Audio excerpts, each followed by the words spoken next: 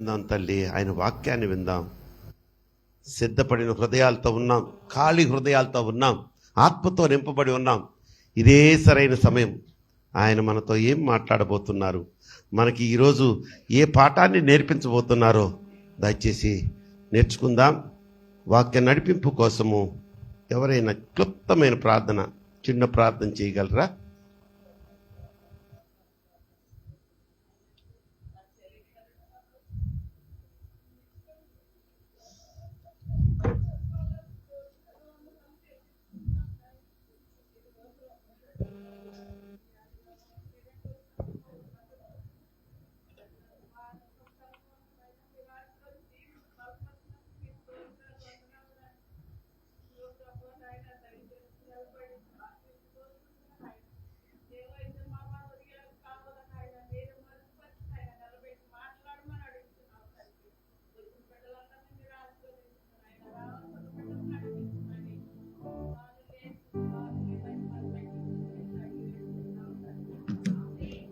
ఆమె. దయచేసి అందరు కూర్చోండి తల్లి. మంచిది. ప్రియమైన దేవుని బిడ్డలారా, కూడి వచ్చిన మీ అందరికీ మన ప్రభువును ప్రియరక్షకుడైన యేసుక్రీస్తు వారి నామములో అందరికీ వందనాలు, అందరికీ శుభాలు, ఆశీర్వాదాలు తెలియజేస్తున్నాను. ప్రియులరా, మరి మార్చి మాసంలోని 2వ పునరుద్ధాన దినపు ఆరాధన మరి 5వ తేదీ నుంచి భస్మ ద్వారంగా ప్రారంభించుకొని మండలకాల శిలువ ధ్యాన ఆరాధనలో కూడా 4 రోజులు గడిచిపోయాయి. చాలామంది వచ్చారు, చాలామంది రాలేదు. రాజశేఖర పాలయ్య గారు మొన్న శుక్రవారం వచ్చారు. ఆయన వాక్యం ప్రతి శుక్రవారం ఆయన వస్తారు. అలాగని శుక్రవారం వచ్చి మిగతా రోజులు రాకుండా అలాంటి మనిషిని చూసి రాబాకండి, సరేనా? 90% ట్రై చేయండి అమ్మా, ప్రతిరోజు నేను రావాలని. మీరు తప్పకుండా ఒక ప్రతిఫలము, ఆశీర్వాదము, ఒక కార్యాన్ని పొందుకుంటారు. నిజంగా అదొక నమ్మకం చాలామందికి తెలుసా. 40 days ఫాస్టింగ్ ప్రేయర్స్లో నేను ఎన్నో రోజుల నుంచి కోరుకుంటున్న విషయాలు నా జీవితంలో జరిగినాయి అని నా కుటుంబీకులు అనేక మంది చెప్పారు. పని వాళ్ళు ఏమైనా పెద్ద భక్తులా? కాదు. పెద్ద వయసు ముదిరిపోయిన వాళ్ళ? కాదు. యవ్వన కుమారులు, యవ్వన కుమార్తెలు నాకు సాక్ష్యం చెప్పారు. కనుక ఇంత చక్కని అవకాశం మనకి 40 రోజులు దేవుణ్ణి ఆరాధించుకునే ఒక అవకాశం వచ్చినప్పుడు దాన్ని ఎలా జార విరుచుకుంటావు? ప్రభువారు ఎంతో ఆశతో నువ్వు వస్తావని ఎదురు చూస్తూ ఉంటే, నువ్వు ఇంట్లో కూర్చొని నీ లోకపు పనుల్లో మునిగిపోయి ఉంటే ఆయన సంతోషంగా నిన్ను చూచి ఇలా చక్కగా నవ్వుతాడా? నవ్వడు. ఆయనకి గాయం చేసినట్టే మనం రాకపోతే. కనుక వీలైనంత వరకు నువ్వు పెట్టకపోయావు కానీ తల్లి, ఆయన్ని గాయపరచవద్దు. మనం గాయపరచకుండా ఆయన్ని సదాకాలం ఆయన మనల్ని ఎంత సంతోషంగా కాపుదల్లో ఉంచుతున్నారో, ఆనందంగా ఉంచుతున్నారో, ఆరోగ్యంగా ఉంచుతున్నారో, కృతజ్ఞతగానైనా ఆయన్ని సంతోషపెట్టే వారముగా నడిపించబడుదుముగాక. ప్రియమైన దేవుని బిడ్డలారా, ఈరోజు వాక్యాంశం ఏంటంటే మరి ప్రతి మనిషిలో, సరే వాక్యం చదువుకుందాం. యోహాను సువార్త 15వ అధ్యాయము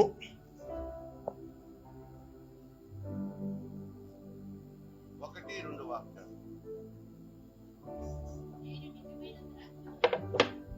నేను నిజమైన ద్రాక్షావల్లిని, నా తండ్రి వ్యవసాయకుడు. ద్రాక్షావల్లి ఎవరంట? యేసయ్య. తండ్రి ఎవరు? తోట ఓనర్, ఆయన వ్యవసాయకుడు.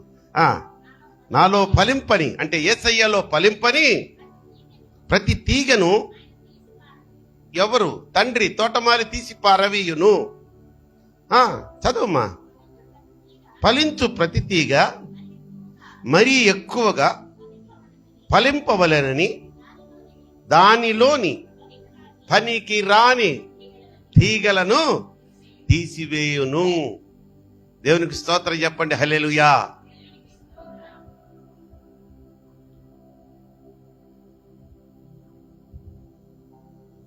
యేసయ్య నిజమైన ద్రాక్షావల్లి, ఆయనలోంచి వచ్చే తీగలం మనం కదా. తండ్రి అయిన తోటమాలి ఈ యొక్క తీగలను తీసే అవకాశం ఉంది. ఎప్పుడు? ఫలించడు కాదు తల్లి, ద్రాక్షావల్లి అయినటువంటి యేసయ్యలో అంటుగట్టపడి అందులోంచి తీగలుగా వచ్చిన మనలో ఏదైనా దోషం కనబడితే దేవుడు కత్తిరించేస్తాడు, నరికి అవతల పడేస్తాడు. అట్ని ఆయనకు అధికారం ఉంది. ఈ తీగలు అయినటువంటి మనలో కొన్ని పిల్ల తీగలు మురుస్తాయి. పిల్ల తీగలు, పిలకలు అంటారే, ఆ పిలకలు మొలిచినందువలన మనం ఏం పోగొట్టుకుంటామంట? తండ్రితో సహవాసం పోగొట్టుకుంటాం. కుమారుడిలోంచి ఆ అంటుగట్టబడినటువంటి స్నేహబంధాన్ని విడిపోతాం, నరకబడతాం, సెపరేట్ చేయబడతాం. కానీ దీనిలోంచి మనం తప్పించుకోవాలంటే ఆ పిలకలు ఎన్ని అంటే అన్ని చెప్పాలంటే మన జీవితం చాలు. చాలా పిలకలు ఉన్నాయి కదమ్మా సుమలత మనలో. రైట్. పురుషులారా, మనలో అయితే ఇంకా పిలకలు ఎక్కువ కదా. నీకు పిలకలే కాదు నాయన, మీరు తీగల్లోంచి మళ్ళీ ఇంకా తీగలే చేస్తారు. అంతటి సముద్రులు మీరు, మామూలు మీరు. ఆ పండు నవ్వుకుంటున్నాడు చక్కగా. ఈ పిలకలేంటి? ఆ పిలకలను మనం కత్తిరించేస్తే మనం పొందుకునే లాభం అనకూడదు, ప్రతిఫలం, దీవెన. ఈరోజు వాక్యాంశంలో క్లుప్తంగానే వీలైనంత వరకు నాకున్న సమయంలో వివరించడానికి దేవుడు నాకు సహాయం చేయునుగాక. పరమ తండ్రి, మీరు మాలో ఉండండి. పరిశుద్ధాత్మ దేవుడా, యేసయ్య సహాయముతో మీరే ఈ వాక్య పరిచర్యను జరిగించమని వేడుకొంచున్నాను పరమ తండ్రి. రైట్. మనం చదివాం కదా మూలవాక్యం, నిజమైన ద్రాక్షావళిని నేను, నాలోంచి వచ్చే తీగలు వీరు. నా తండ్రికి ఆ తీగల్ని తెంచేసే అధికారం ఉంది. చదువుతామా? మళ్ళీ ఒకసారి చదువుదాం, క్లియర్గా ఉంటుంది అది మీకు. ఎస్, నా తండ్రి వ్యవసాయకుడు, నాలో ఫలింపని ప్రతి తీగను ఆయన తీసి పారవేయును. ఫలించు ప్రతి తీగ మరి ఎక్కువగా ఫలింప. మనం ఫలించిన తీగలను మనం ఇంకా ఎక్కువగా ఫలించాలంటే మనలో మొలిచే ఆ పిల్ల తీగలను తీసివేయాలి.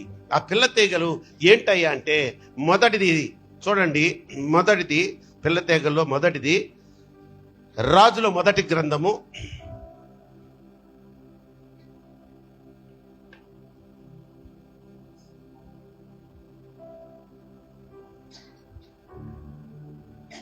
21వ అధ్యాయము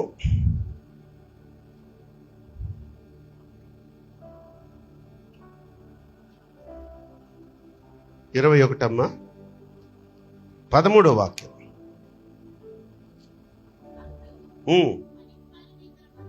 అప్పుడు పనికిమాలిన ఇద్దరు మనుషులు సమాజంలోనికి ప్రవేశించి నాబోతు దేవుణ్ణి రాజును, నాబోతు అనే అతడు దేవునిని తర్వాత రాజుని దూషించెనని జనుల సమక్షమున నాబోతు మీద సాక్ష్యం పలకగా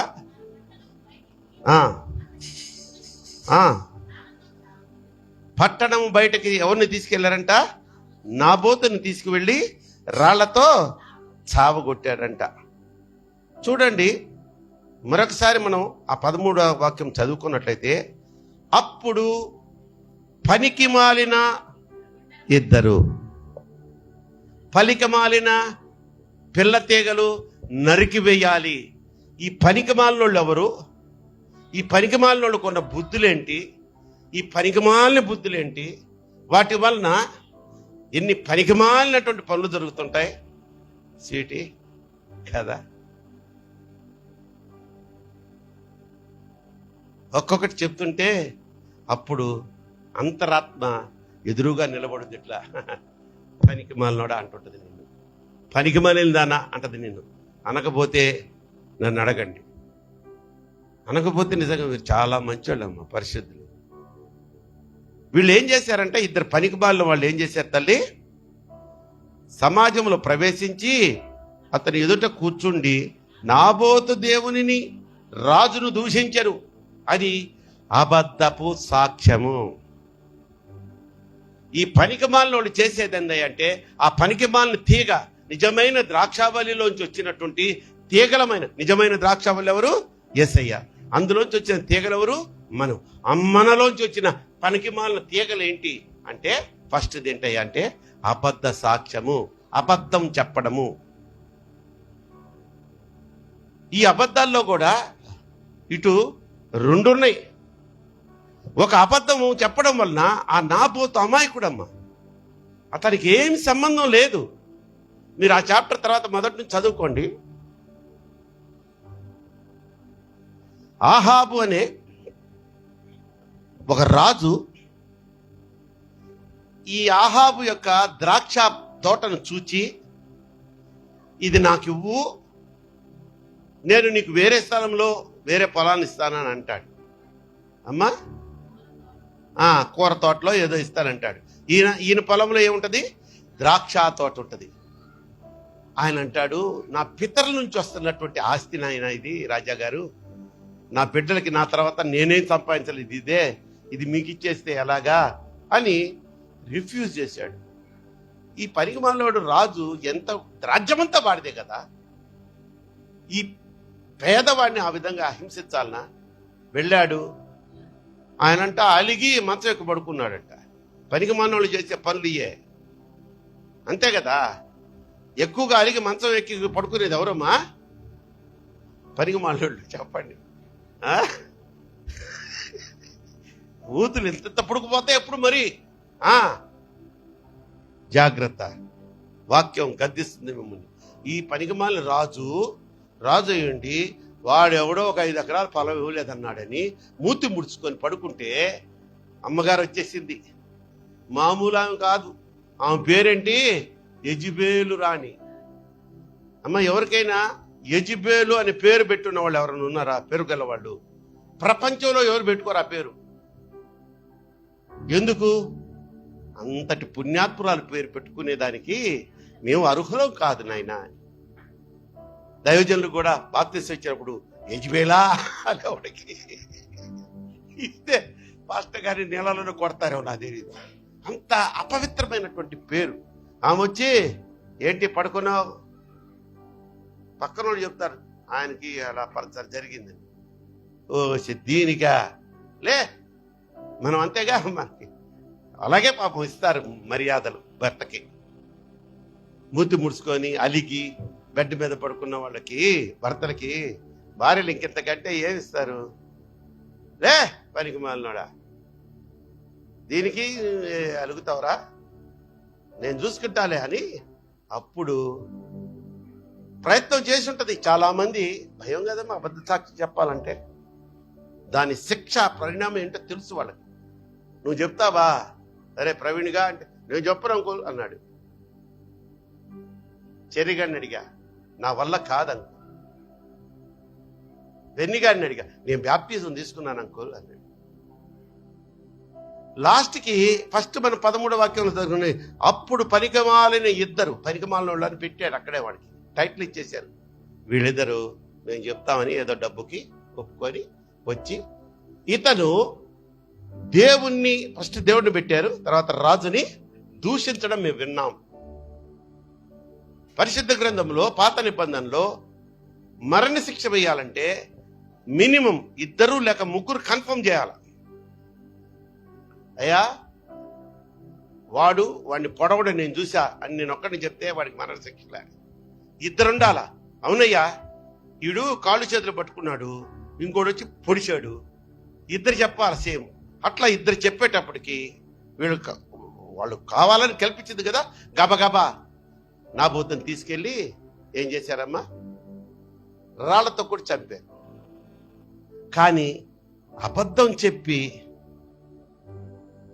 ఒక దైవ కుమారుని, దేవుని బిడ్డను రక్షించిన ఒక గొప్ప మనిషి ఉంది. ఆమె పేరు రాహాబు. ఆమె వృత్తి వేశ్య. యెరికో పట్టణాన్ని వేగు చూసి రండిరా అంటే వీళ్ళు పోయి ఇద్దరు దొంగతనంగా వెళ్ళి, వాళ్ళు అంతే కదా రహస్య గూఢాచారాలు చూసేసి రిటర్న్ వస్తుంటే వాళ్ళకి తెలిసిపోద్ది రాజుకి, ఇద్దరు వచ్చేసారు వేగు చూసేదానికి, వాళ్ళని పట్టుకోండి చంపేయండి రా అని చెప్పి ఆజ్ఞలు వచ్చాయి.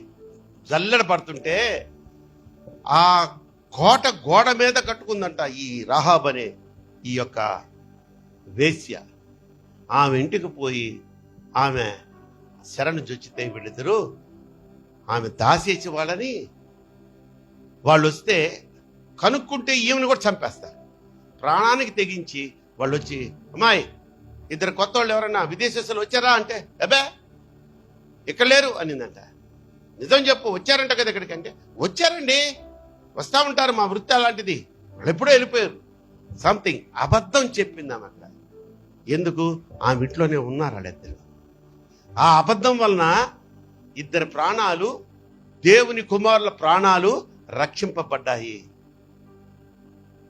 ఇదిగో ఇక్కడ ఇద్దరు పనికిమాలని సాక్ష్యం చెప్పబట్టి, అబద్ధం చెప్పబట్టి ఒక నిర్దోషి ప్రాణము నరికివేయబడింది, తీయబడింది. కనుక ప్రియమైన దేవుని బిడ్డలారా, వెంటనే అసలు అది జరిగిన వెంటనే ప్రవక్తకు దేవుడు బయలుపరిచాడు. వీడు అన్యాయం చేశాడంటే ప్రవక్త పోయి ఆ యొక్క రాజు దగ్గర ప్రవచిస్తాడు, రేయ్ నువ్వు ఎవరినైతే అక్రమంగా ఆ పొలం కోసం, తోట కోసం రాళ్లతో కొట్టి చంపించావో అదే ప్రదేశంలో నీ రక్తాన్ని కుక్కలు నాకుతాయని చెప్తాడు. రాజు రక్తాన్ని కుక్కలు నాకడం అంటే మనకి భలేవాళ్ళ. మనకి ఇప్పుడు రాజులు ఎవరు? మన రాజకీయ నాయకులేగా. ఆడమ్మా గొడవ ఏందమ్మా, వార్డు కౌన్సిలర్లు కూడా ఆయన పెద్ద కింగు. ఇప్పుడు ఏం చూశారు వార్డు కౌన్సిలర్ల రాజరికం. ఒకప్పుడు రాజకీయ నాయకుడు అంటే యువతలోడు పొడుచుకోవడమే. విజయవాడలో రౌడీతో పుట్టిందే విజయవాడ రా అంటాడు ఒక సినిమాలో ఒకడు. అలాంటి ప్రదేశం, అలాంటి పరిస్థితుల్లో విజయవాడ ఉన్నప్పుడు వార్డు కౌన్సిలర్ బయటకు రాలేడు 10 మందిని వేసుకొని లేకుండా. వీలైతే వాళ్ళకి గన్మెన్స్ కూడా ఇచ్చిన రోజులు ఉన్నాయి వార్డు కౌన్సిలర్. కనుక ప్రియమైన దేవుని బిడ్డలారా, అబద్ధం అనే పనికి మాలినటువంటి ఆ తీగ, ద్రాక్షావళిలో అంటుగట్టబడిన ప్రధాన తీగమైన నువ్వు, నీలోంచి వచ్చిన ఆ పిల్ల తీగ ఏంటి? పనికి మాలిన తీగ. నంబర్ 1 ఏంటది? అబద్ధం. అది నిన్ను ఎక్కడికి తీసుకెళ్తుంది? నరకానికి తీసుకువెళ్తుంది. నీకు ఒక గుర్తింపు లేకుండా అయిపోతావు. కనుక ఈ అనుభవంలో మనం ఏం నేర్చుకోవాలంటే, ఎక్కడ ఎప్పుడు ఒక అబద్ధ సాక్ష్యం చెప్పడం కానీ, ఇంకోళ్ళ మీద నిందలు వేసే పరిస్థితి తీసుకురావడం కానీ మనము చేయకూడదు అంటున్నాడు. ఈ అబద్ధ సాక్ష్యాలే సంఘాన్ని ఈరోజు నాశనం చేస్తుందంట, సహా విశ్వాసులను నాశనం చేస్తుందంట. కొంతమందికి అదే పని. అక్కో ఆ సంగతి తెలుసా నీకు? నాకెందుకులేమ్మా. ఆనంగలోనే ఇక మనకి ఇక్కడ జలబుట్టిపోతుంటది. అయ్యో చెప్పవా, అబ్బా నువ్వు అట్లా నువ్వు ఊరుకోపోకమ్మా, నాకు చెప్పమ్మా. నేనేమన్నా ఎక్స్ట్రాడినరీగా చెప్తున్నానా, సహజంగా జరిగాయే చెప్తున్నానా? పెద్దలు మీరు చెప్పాలా, ఏమ్మా ఇంతే కదా, అక్కో ఫస్ట్ గీరతారు. అక్కో ఆమె సంగతి తెలుసా నీకు అంటే, తెలియదు. ఏందమ్మా అంటే, నాకెందుకులే అమ్మా అని 5 నిమిషాలు కూర్చుంటది. ఈ లోపల ఉండు నీకు కాఫీ తెచ్చిస్తానని టిఫిన్ పెట్టి ఆమెను దువ్వి, ఏది ఈ దరిద్రం విందామని, ఏమి చెప్పొద్దు అని. ఈ చెప్పేదామన్నా నిజమా? కాదు. సంఘంలో సహవిశ్వాసుల మీద ఈ విధంగా అబద్ధపు సాక్ష్యాలు చెప్పేవాళ్ళు, దాన్ని బట్టి సంఘాన్ని సహవిశ్వాసులు చూచి సంఘ కాపరిని చూచి, పెద్దల్ని చూచి, అరే ఆ సంఘంలో బాగుందంట అని వచ్చుంటే వాళ్ళ మనసుల్లో విషబీజం వేసేస్తారు వీళ్ళు, ఈ అబద్ధ సాక్షులు. ఇంకంతే, కుటుంబం లేచిపోద్ది ఇక ఆ సంఘంలోంచి. వాళ్ళు పోతూ పోతూ ఇంకో కుటుంబానికి షేకండిస్తారు, వాళ్ళు వెళ్ళిపోతారు. లేదా ఒక వ్యక్తిగతంగా ఒక మనిషి మీద నువ్వు నింద వేసి అబద్ధ సాక్ష్యం చెప్తే, ఆమె ఏమో చెప్పలేము, ఆమె అంటాను అతను చావుకు దారితీస్తుందేమో నువ్వు చెప్పిన అబద్ధ సాక్ష్యం. ఇక్కడ అహాబుకి ఆ నాబోతుకి మధ్య జరిగిన ఆ ఇన్సిడెంట్లో అబద్ధ సాక్ష్యాల వలన నాబోతుని రాళ్లతో కూడా చంపారా లేదా? సో నంబర్ 1 పనికి మాలిన తీగ ఏంటమ్మా? అబద్ధము, అబద్ధ సాక్ష్యము. రెండోది చూసుకుందాం. సమూయేలు మొదటి గ్రంథము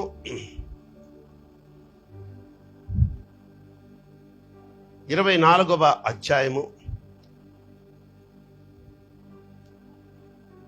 27వ వాక్యం. ఏమ్మా? సారీ 10వ వాక్యం, 10వ అధ్యాయం, 10వ అధ్యాయము 24 నుండి 27 వరకు.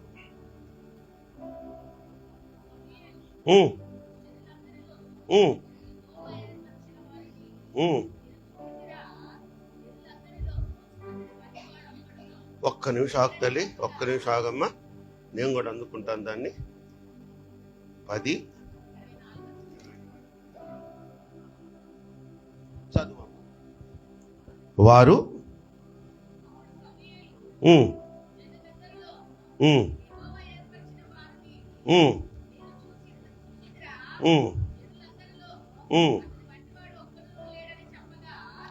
అతని వంటి వాడు ఒక్కడునూ లేడని చెప్పగా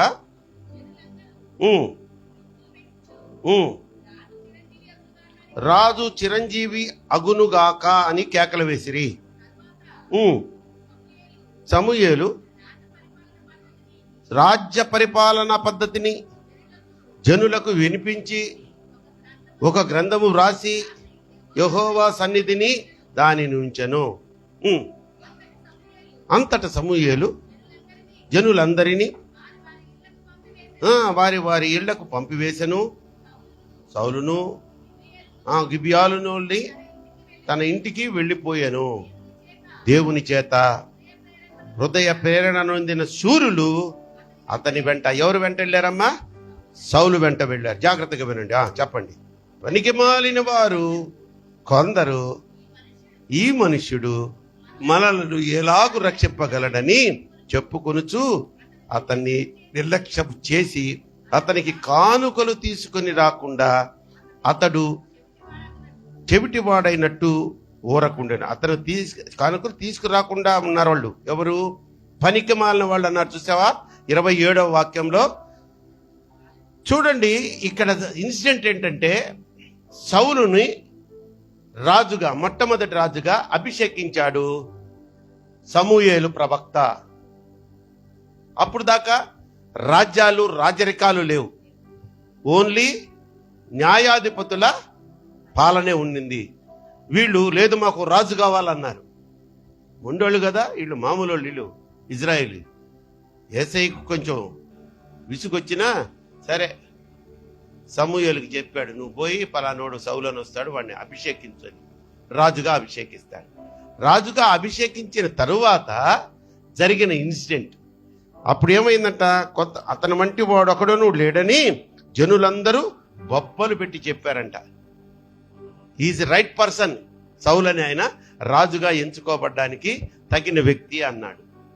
కొంతమంది శూరులు, వీరులు రాజు వెంబడి ఇక యుద్ధాలు చేయాలి కదా, సౌలు అనేవాడు ఆయన వెంట విశ్వాసపూర్ణులై వెళ్ళారట.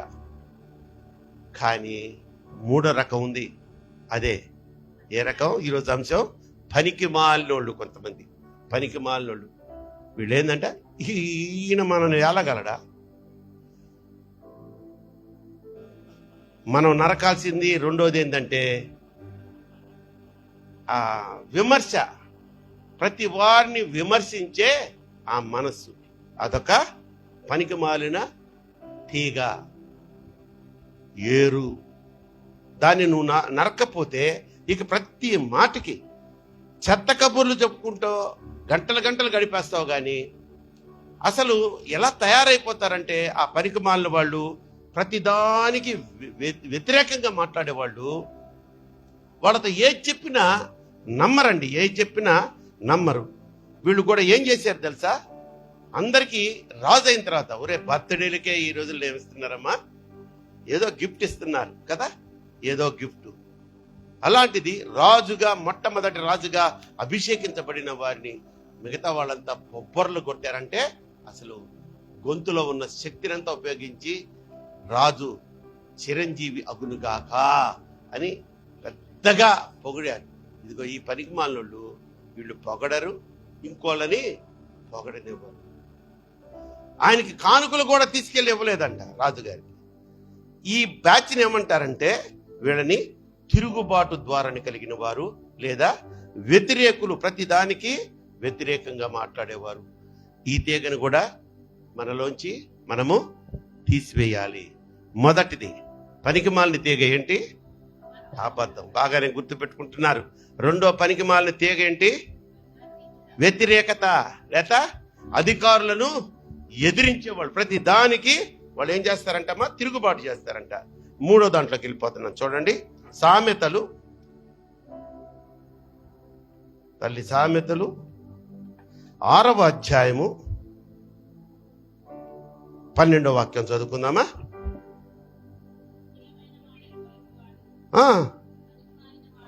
కుటిలమైన మాటలు పలుకువాడు పనికి మాలిన వాడును దుష్టుడునై ఉన్నాడు. మూడో పనికి మాలిన తీగిందయ్య అంటే కుటిలమైన మాటలు పలికేవాళ్ళు. అంటే కుటిలమైన మాటలు అంటే కుళ్ళుతో పలికేవాళ్ళు. వాడు సొంత అన్నను వదలడు, సొంత అక్కను వదలడు, ఆ తల్లిదండ్రులను కూడా వదలదు. సంఘంలో అయితే ఇక వాళ్ళకి బాగా ఆనందం, పలహారం తిన్నట్టే. కుటిలమైన మాటలు అంటే కుళ్ళుతో కూడిన వాళ్ళ జీవితాలు అంటమ్మా ఒక అప్రిషియేషన్ అనేది ఉండదు. ఈ కుటిలమైన మాటలు చెప్పేవాళ్ళు, కుళ్ళుతో మాటలు చెప్పేవాళ్ళు ఏంటంటే పైకి మాత్రం చాలా మంచిగా కనపడతారు. అమ్మా చాలా మందికి ఈ క్యాన్సర్ పుండు అని వస్తాయి. రావడమే ఇంతలో గడ్డ వస్తుందా? చేతి మీద కానీ, కాలు మీద కానీ, కడుపులో కానీ, ఈ గుట్కాలేసి ఈ సిగరెట్లు తాగి వాళ్ళకి ఇంతే వస్తాయి. ఏంది? చిన్న, దాన్ని ఏందంటారా? పొక్కు అంటారు. లోపల అప్పటికే ఇంతలా రణం అయిపోయి ఉంటుంది.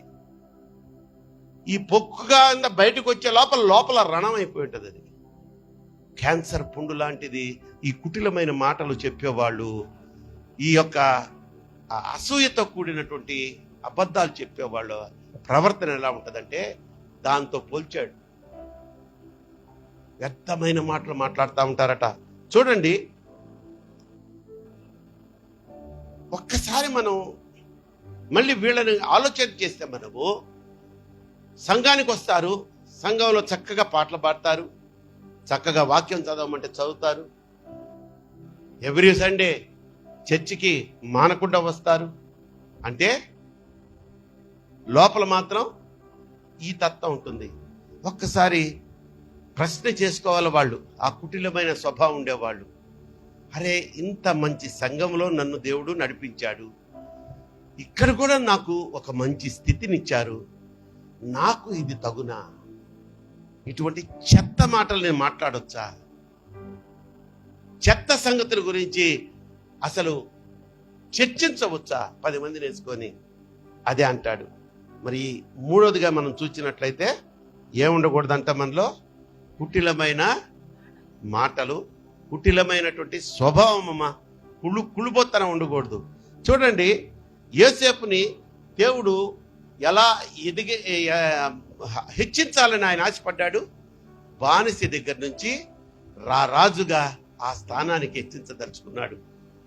ఈ మధ్యలోనే ఆయన పడిపోయి, ఈ మధ్యలోనే ఆయన ఇటువంటి కుళ్ళుపోతూ స్వభావానికి అలవాటు పడిపోయి ఉంటే యోసేపు ఆ విధంగా హెచ్చించబడేవాడా? అతనిలో ఏ దోషము లేదంట.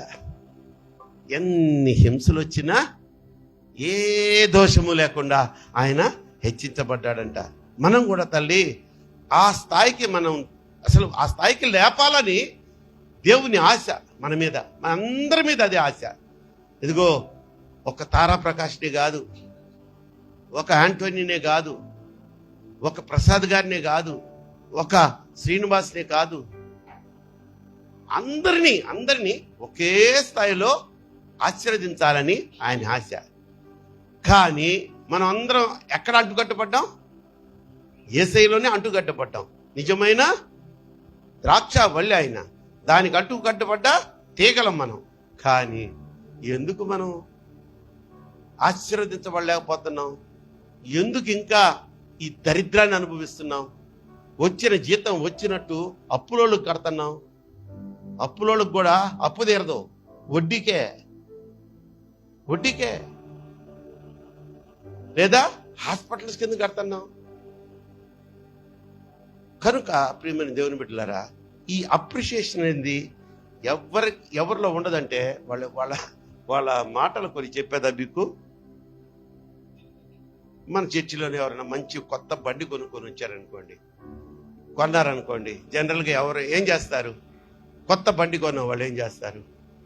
చర్చికి తీసుకొని వచ్చి దైవజనుడి ద్వారా ప్రార్థన చేయించుకుంటారు. ఆ తర్వాత ఆ పక్కనున్న ఫ్రెండ్స్కి వాళ్ళకి కొత్త బండి కొన్నాము అని. అరే నేనైతే ఏమంటాను, భలే ఉందయ్యా, చండాలమైన కలర్ అయి ఉంటుంది, నాకు నిజంగా నచ్చని కలర్ అయి ఉంటుంది అది, అయినా నా ఫేవరెట్ కలర్ అంట. నిజమమ్మా, నమ్మండి నన్ను, నేను అలాగే చేస్తా. ఎందుకంటే అది శుభం అంట, కొత్త తళ్ళాడుతుంటది. నేర్చుకో, ఊరికి నేను మాట్లాడడం కాదు, అర్థమైందా? ఈ బండి కొన్నా పోయిపోయా, ఇది మైలేజే రాదు.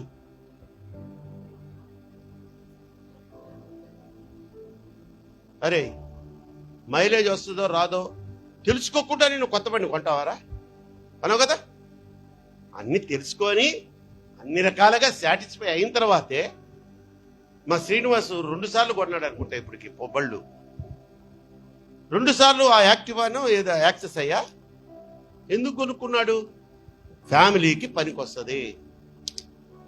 ఆయన కావాలంటే బుల్లెట్ కొనుక్కోలేడా ఆయన హైట్కి?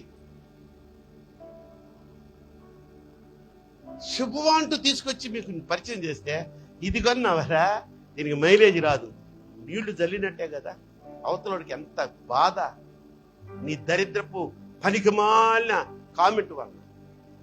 అలాగే గృహప్రవేశానికి పిలుస్తాడు.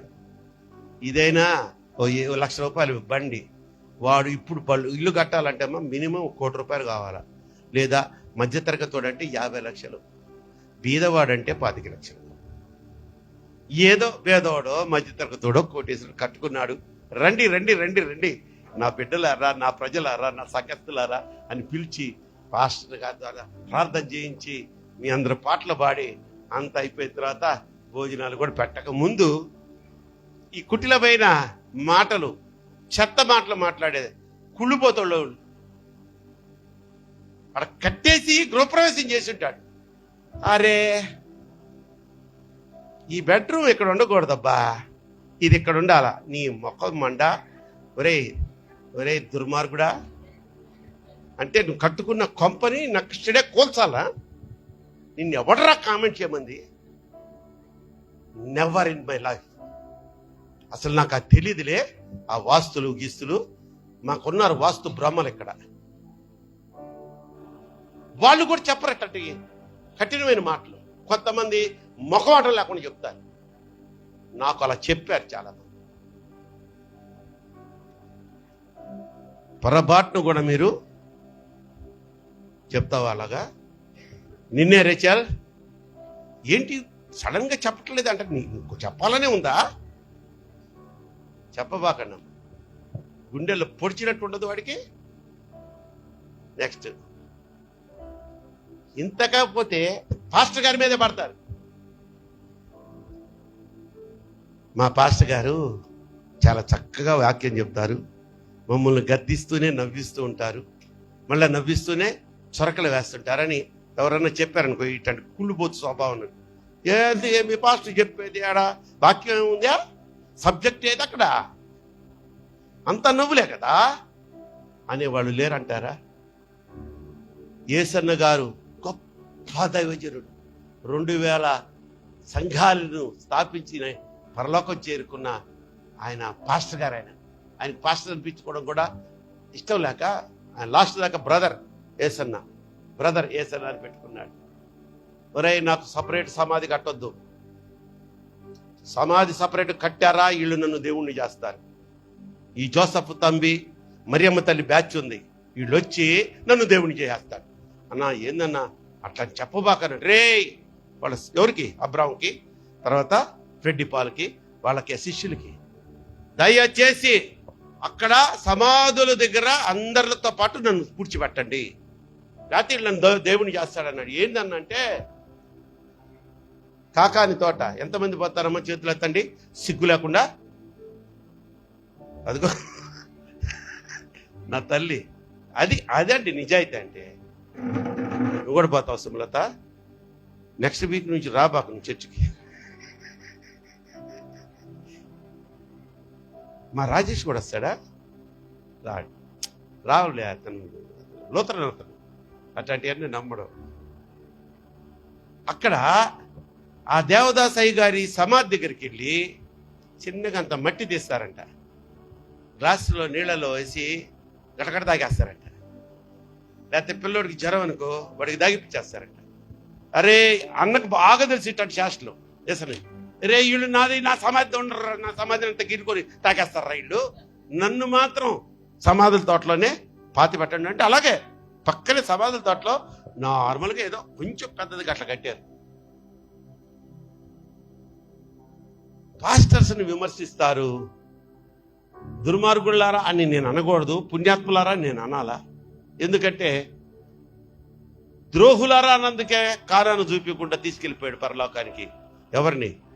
మోషేని. మాకెందుకమ్మా, మిమ్మల్ని ఎందుకు తింటారా, మేము ఎందుకు పరలోకం పోగొట్టుకోవాలి? మీరు పుణ్యాత్ములే నాయన, కానీ మీలో ఉన్న మారు మనసు పొందే ఆ లోపాలని, మారు మనసు పొందావా నీ లోపాలని సరి చేసుకుంటావు. ఇంకోటి చూస్తే వెళ్తాడు భోజనం, పెళ్ళో లేకపోతే గృహప్రవేశం, మామూలుగా బెటర్ మనోళ్ళు కదా. ఈ మధ్య మరీ అసలు ఐటమ్స్ ఎక్కువైపోయినాయి. ఫిష్ ఫ్రై అంటున్నాడు, బ్రెడ్ హల్వాతో స్టార్ట్ అవుద్ది, ఆ తర్వాత ఏమొస్తుంది ఫిష్ ఫ్రై, లేకపోతే చికెన్ జాయింట్, ఆ తర్వాత అదే చికెన్ స్టీక్స్ అంటే ఇప్పుడు ఏందో చెప్పల్లాగా వచ్చింది పిల్లలకి. తర్వాత రోటీ, నాన్ రోటీ సార్, దాంట్లో ఒక గ్రేవీ కర్రీ, నెక్స్ట్ వస్తుంది మటన్ దమ్ బిర్యానీ, ఆ తర్వాత దాంట్లోకి వస్తుంది మళ్ళా గోంగూర చికెన్, ప్రాన్స్ ఇగురు. ఇన్ని ఒక్కరోజు ఒక్క ఫంక్షన్లో కుతికెళ్ళ దాకా తింటాడు ఈడు అంటున్నాను కానీ అందరూ బా అదరగొట్టాడు కదా డిన్నరు.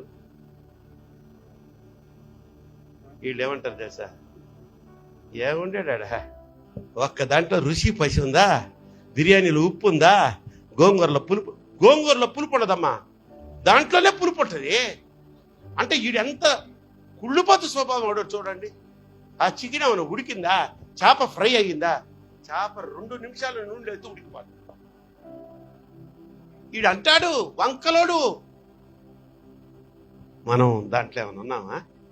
మీకు అప్పటికే ఎదురుగా నుంచున్నాయా మనస్సాక్షి వచ్చి నుంచొని నీ గురించే మాట్లాడుతున్నాడు దేవుడు అని అంటుంటే మీరు నిజంగా ధన్యుడు. సరిదిద్దుకోండి. నంబర్ 1, ఏ విధమైనటువంటి పరిగమాన వేరుండకూడదు మనలో, అబద్ధం. నంబర్ 2, అధికారులను ఎదిరించేది, వ్యతిరేకంగా మాట్లాడేది. నంబర్ 3, కుటిలమైన విమర్శతో కూడినటువంటి ఆ కుళ్ళుపోతు మాటలు మనకి ఉండకూడదు. 4వది ఇది చాలా నిజంగా ఇది ఉంటే అసలు ఏ కుటుంబం కూడా వర్ధిల్లదమ్మా. మత్తయి సువార్త 25:20 చదవండి.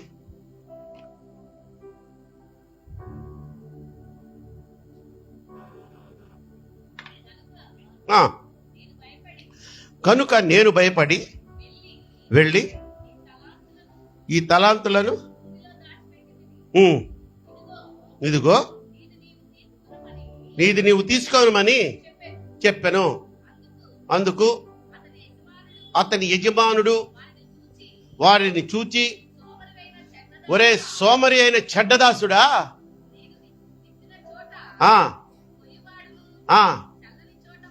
చల్లని చోట కోయువాడును, నువ్వు ఎరుగుదావా నా గురించి? ఒరే సోమరి అంటున్నాడు. ఆ చదువు. అట్లయితే నా సొమ్ము షావుకారులు యొద్ద ఉంచవలసింది. నేను వచ్చి వడ్డీ వచ్చి ఉండేది కదా నాకు. Right, very good. ఆ తలాంతులు వారి దగ్గర నుంచి తీసేసి 10 తలాంతులు గలవాడికి అది ఇవ్వబడింది. తర్వాత కలిగిన ప్రతి వానికి ఇవ్వబడును, అతనికి సమృద్ధి కలుగును, లేని వాని యొద్ద నుండి ఉన్నది కూడా ఊడును. చదువు. మరియు పనికి మాలిన ఆ దాసుని, ఆ దాసుడు ఏమన్నాడు ఫస్ట్ లో? సోమరి, ఒరే సోమరి అయినట్టు దాసుడు అన్నాడు. పనికి మాలిన దాసుడు అంటున్నాడు ఇక్కడ. చదువు. వెలుపటి చీకటిలోనికి త్రోసివేయండి, అక్కడ ఏడ్పులు పళ్ళు కొరకటం ఉండును చెప్పాను. చూసారా, ఈ ఉపమానం చాలాసార్లు మనం వినుంటాం. నేను మొత్తం చెప్పను కానీ, ఒక యజమాని ఊరికి వెళ్తా ఒకడికి 1 తలాంతు, ఇంకోటికి 5, ఇంకోటికి 10 ఇచ్చి వెళ్ళాడు.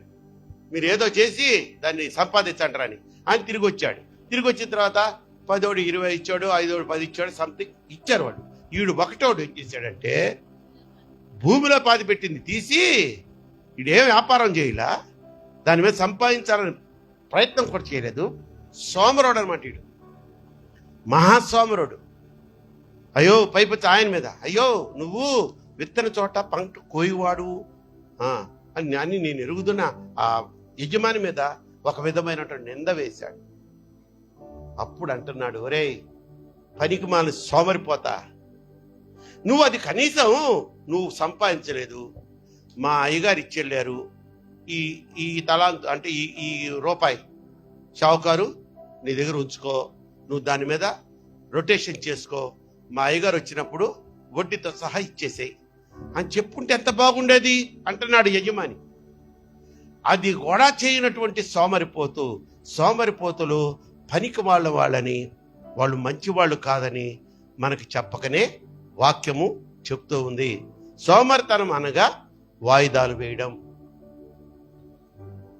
ఇప్పుడు చేయాల్సిన పని ఏదైనా ఉందనుకోమ్మా, ఇంకో గంట తర్వాత చేద్దాంలే, అరే ఈ బొక్కలు ఇది ఎందుకు ఆయన వదిలేశారు? అది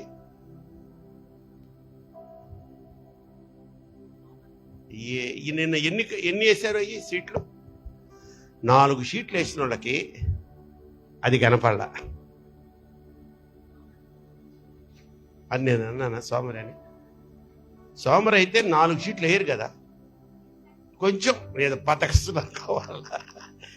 ఇప్పుడు చేయాలనుకున్న పని ఇంకో గంట తర్వాత చేస్తాలే అంకులు, నాయనా ఈరోజు సాయంత్రం కల్లా ఇది చేసేయండి అంటే, వచ్చే వారం లోపల నీకెందుకు అది కనపడదుగా అంటాడు. 4 రోజులైనా బొక్కలుగానే ఉంటాయి.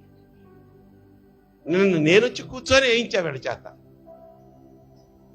బల నమ్మకమైన ఏమనాలి, చెడ్డదాసుడు వదిలి పాప సోమరి దాసుడా. ఇదన్నమాట ఎగ్జాంపుల్ చెప్పాను నేను. ఈరోజు చేయమన్నది ఒక నెల తర్వాత చేస్తారు. ఇటువంటి సోమరితనం ఉన్నవాడు జీవితంలో ఫలించడు. అటువంటి వాడు కొంపలో ఉన్న సోమరిపోతు ఒక్కడుంటే అంటారే, రే 10 గంటల దాకా పడుకుని నిద్రపోతా ఉంటారు కొంతమంది. కొంపకు దరిద్రం నాయన, నువ్వు లేనాయన అని అమ్మలు ఇంకా అమ్మలు అయితే నిజంగానే తిడతారు. మొద నష్టపోడా, కొంపకు దరిద్రం రా నువ్వు, సోమరిపోతాడని అమ్మమ్మలు నాయనమ్మలు కొంచెం, తల్లి కదా మళ్ళీ వాళ్ళ అమ్మ వాళ్ళ అత్తగారు తిట్టే అసలు ఒప్పుకోరు, అమ్మ తిట్టే ఒప్పుకోరు, ఎందుకు తల్లి కడుపు కదా. కానీ అప్పుడప్పుడు మీరు కూడా ఒరే పనికి మాలినోడా ఆయన అనొచ్చు, కానీ మరీ దరిద్రుడా అని అనరు. ఇంటికి దరిద్రం ఎందుకు? అంతంతసేపు కొంపలో పడుకొని పని పాట చేయకుండా ఉంటే అది కుమారుడు కానీ కుమార్తె కానీ లేకపోతే భర్త కానీ భార్య కానీ ఆ ఇంట్లో డబ్బు నాట్యం ఆడుతూ ఉంటుందా? ఉండదు. కనుక ప్రియమైన దేవుని బిడ్డలారా, చూడండి, ఈ సోమర్తనంలో ఎక్కువగా పురుషుల్నే అంటుంటారు. కానీ నేనంటాను, పురుషులేనా? నిజం ఒప్పుకుంటారా? స్త్రీలు కూడా ఉంటారు కదా సోమరిపోతులు. వారం రోజులకి ఒక్కరోజు గుండెడు పప్పుచారు వండి ఫ్రిడ్జ్లో పడతావా? నువ్వు చాలా యాక్టివ్ భార్యవా, తల్లివా సోమలత?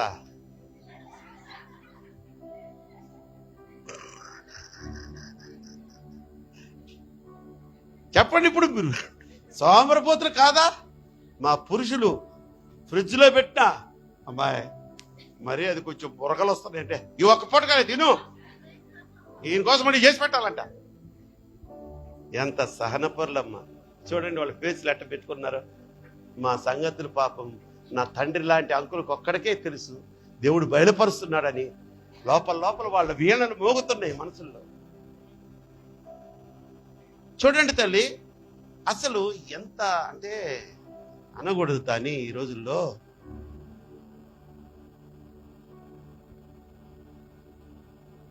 స్నానం చేయడం అంటే బద్ధకం అయిపోతుంది పురుషుల్లో కానీ స్త్రీలలో. పురుషులు అయితే ఏముంది, మహా అయితే అట్లా ఫేస్ వాష్ చేసుకొని తగ్గుకొని వెళ్ళిపోతాడు. మీలో అలా వెళ్ళే స్త్రీలు ఎవరైనా ఉన్నారా? బయటికి వెళ్ళేటప్పుడు మీకు ఏమేం కావాలి తల్లి, నీకెందుకయ్యా అని మీరు అనొచ్చు, నాకు వద్దు నిజమే, కానీ ఊరికి నేరా కుమార్తెలు కాబట్టి చనువుతో అడుగుతున్నా, చాలా కావాలి కదా. మొన్న ఒక రీలు పెట్టాడు, ఈ చేతిలో ఇన్ని సీతాలు, ఈ చేతిలో ఇన్ని బ్రష్లు, ఏందేందో పౌడర్లు పట్టుకొని ఏమండి అని అంటే భర్త ఎక్కడికి వెళ్తున్నావు అంటే ఇంకేముందండి ఫేస్ వాష్ చేసుకునే దానికంటే, ఓరే మీ మొఖాలు మండ, బాత్రూమ్లు కూడా ఇన్నేసికి తోమరు కదే అంటున్నాడు. అన్ని కావాల మేకప్ సామాన్లు. ఈదాలక వాళ్ళని పోషిస్తుంటారు. ఎవరిని? సూపర్ మీరు నిజంగా. అందుకనే మీరంటే నాకు చాలా ఇష్టం. బ్యూటీ పార్లర్ అక్కడ పోతే వాళ్ళు బాగుతారమ్మా, నీకట్ట తెలుసు అంటే బాగా యంగ్లో ఉన్నప్పుడు నేను చేయించుకున్నాలే ఆంటీ. పార్లర్కి పోయి కాదు, మా కోళ్ళు వాళ్ళంతా చేసుకుంటే అక్క అంటే నన్ను పడుకోబెట్టి పట్టా వాళ్ళకున్న పాత కక్షలు కూడా తెచ్చుకునేవాళ్ళు. నిజం చెప్పండి, అని కొట్టరా అక్కడ. అదేమంటే ఫేషియల్ అమ్మా. నేను చూడలేదు కానీ ఈ మధ్య ఒక చెప్తుంటే విన్నా ఇట్లాంటి రహస్యంగా చేసే తప్పులు. ఒక బ్యూటీ పార్లర్కి వెళ్తే ఒక లేడీయో లేకపోతే జంటో పడుకొని కళ్ళకి ఏది పెట్టేస్తారు కదా, సరకాయ మొక్కలు పెట్టేస్తారు, ఏది వినపడుతుంది. ఆడంటా నువ్వు వీడు చేతిలో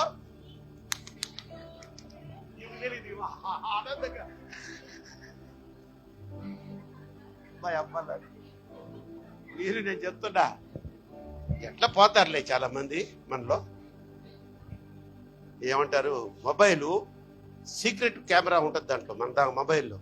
అది ఆన్ చేసుకొని మీ సైడ్ పెట్టుకొని అలా పడుకోండి, ఇట్లాంటి తుప్పు అని కొడితే రే అంటుండు. దేవునికి స్తోత్రం చేద్దాం ఒకసారి, హల్లెలూయా. ఇప్పుడు ఎన్ని చెప్పినామో 4 సోమర్తనం అనేది చాలా చాలా దెబ్బతీస్తుంది తల్లి, ఎదగనివ్వదమని. సో ఆ సోమర్తనం అనే ఆ పిల్లకని ఏం చేయాలి, మనం కట్ చేసి అవతల పడాలి. 5వది చివరిది చెప్పి ముగిచ్చేస్తాను, సరేనా? ఒక 5 నిమిషాలు. సమూయేలు మొదటి గ్రంథము 25వ అధ్యాయము 14వ వాక్యం.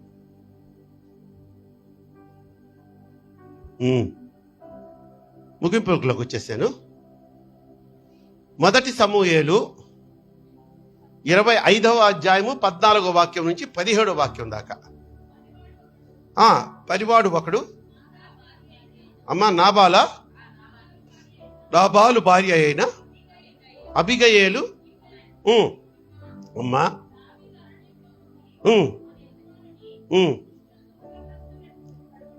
కుశల ప్రశ్నలు అడుగుటకై దూతలను పంపింపగా అతని వారితో కఠినంగా మాట్లాడాడు. అయితే ఆ మనుష్యుడంటే దావీదు ఎంతో ఉపకారం చేసినోడంట. ఈ నాబాలు దావీదు ఒక సహాయం ఏదో కోరి పంపిస్తే అతన్ని తృణీకరించి అతనితో కూడా మాట్లాడలేదంట. చదవమ్మా. పొలములో మేము వారి మధ్య సంచరించుతున్నంతసేపు అపాయము గాని మాకు సంభవింపకుండా, అసలు సంభవింపలేదు. ఎందుకని? ఈ దావీదు సైన్యము అంతా మనుషులు మాకు కావలిగా ఉన్నారు, కాపలా కాశారు. చదవమ్మా.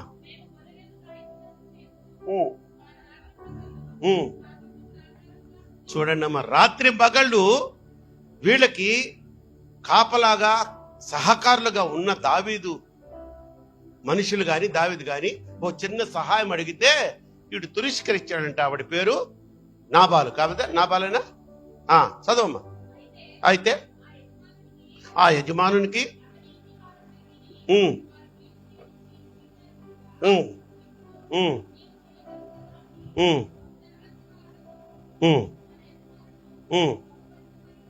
బహు ఎవరిని తనతో మాట్లాడనివ్వడు నేను.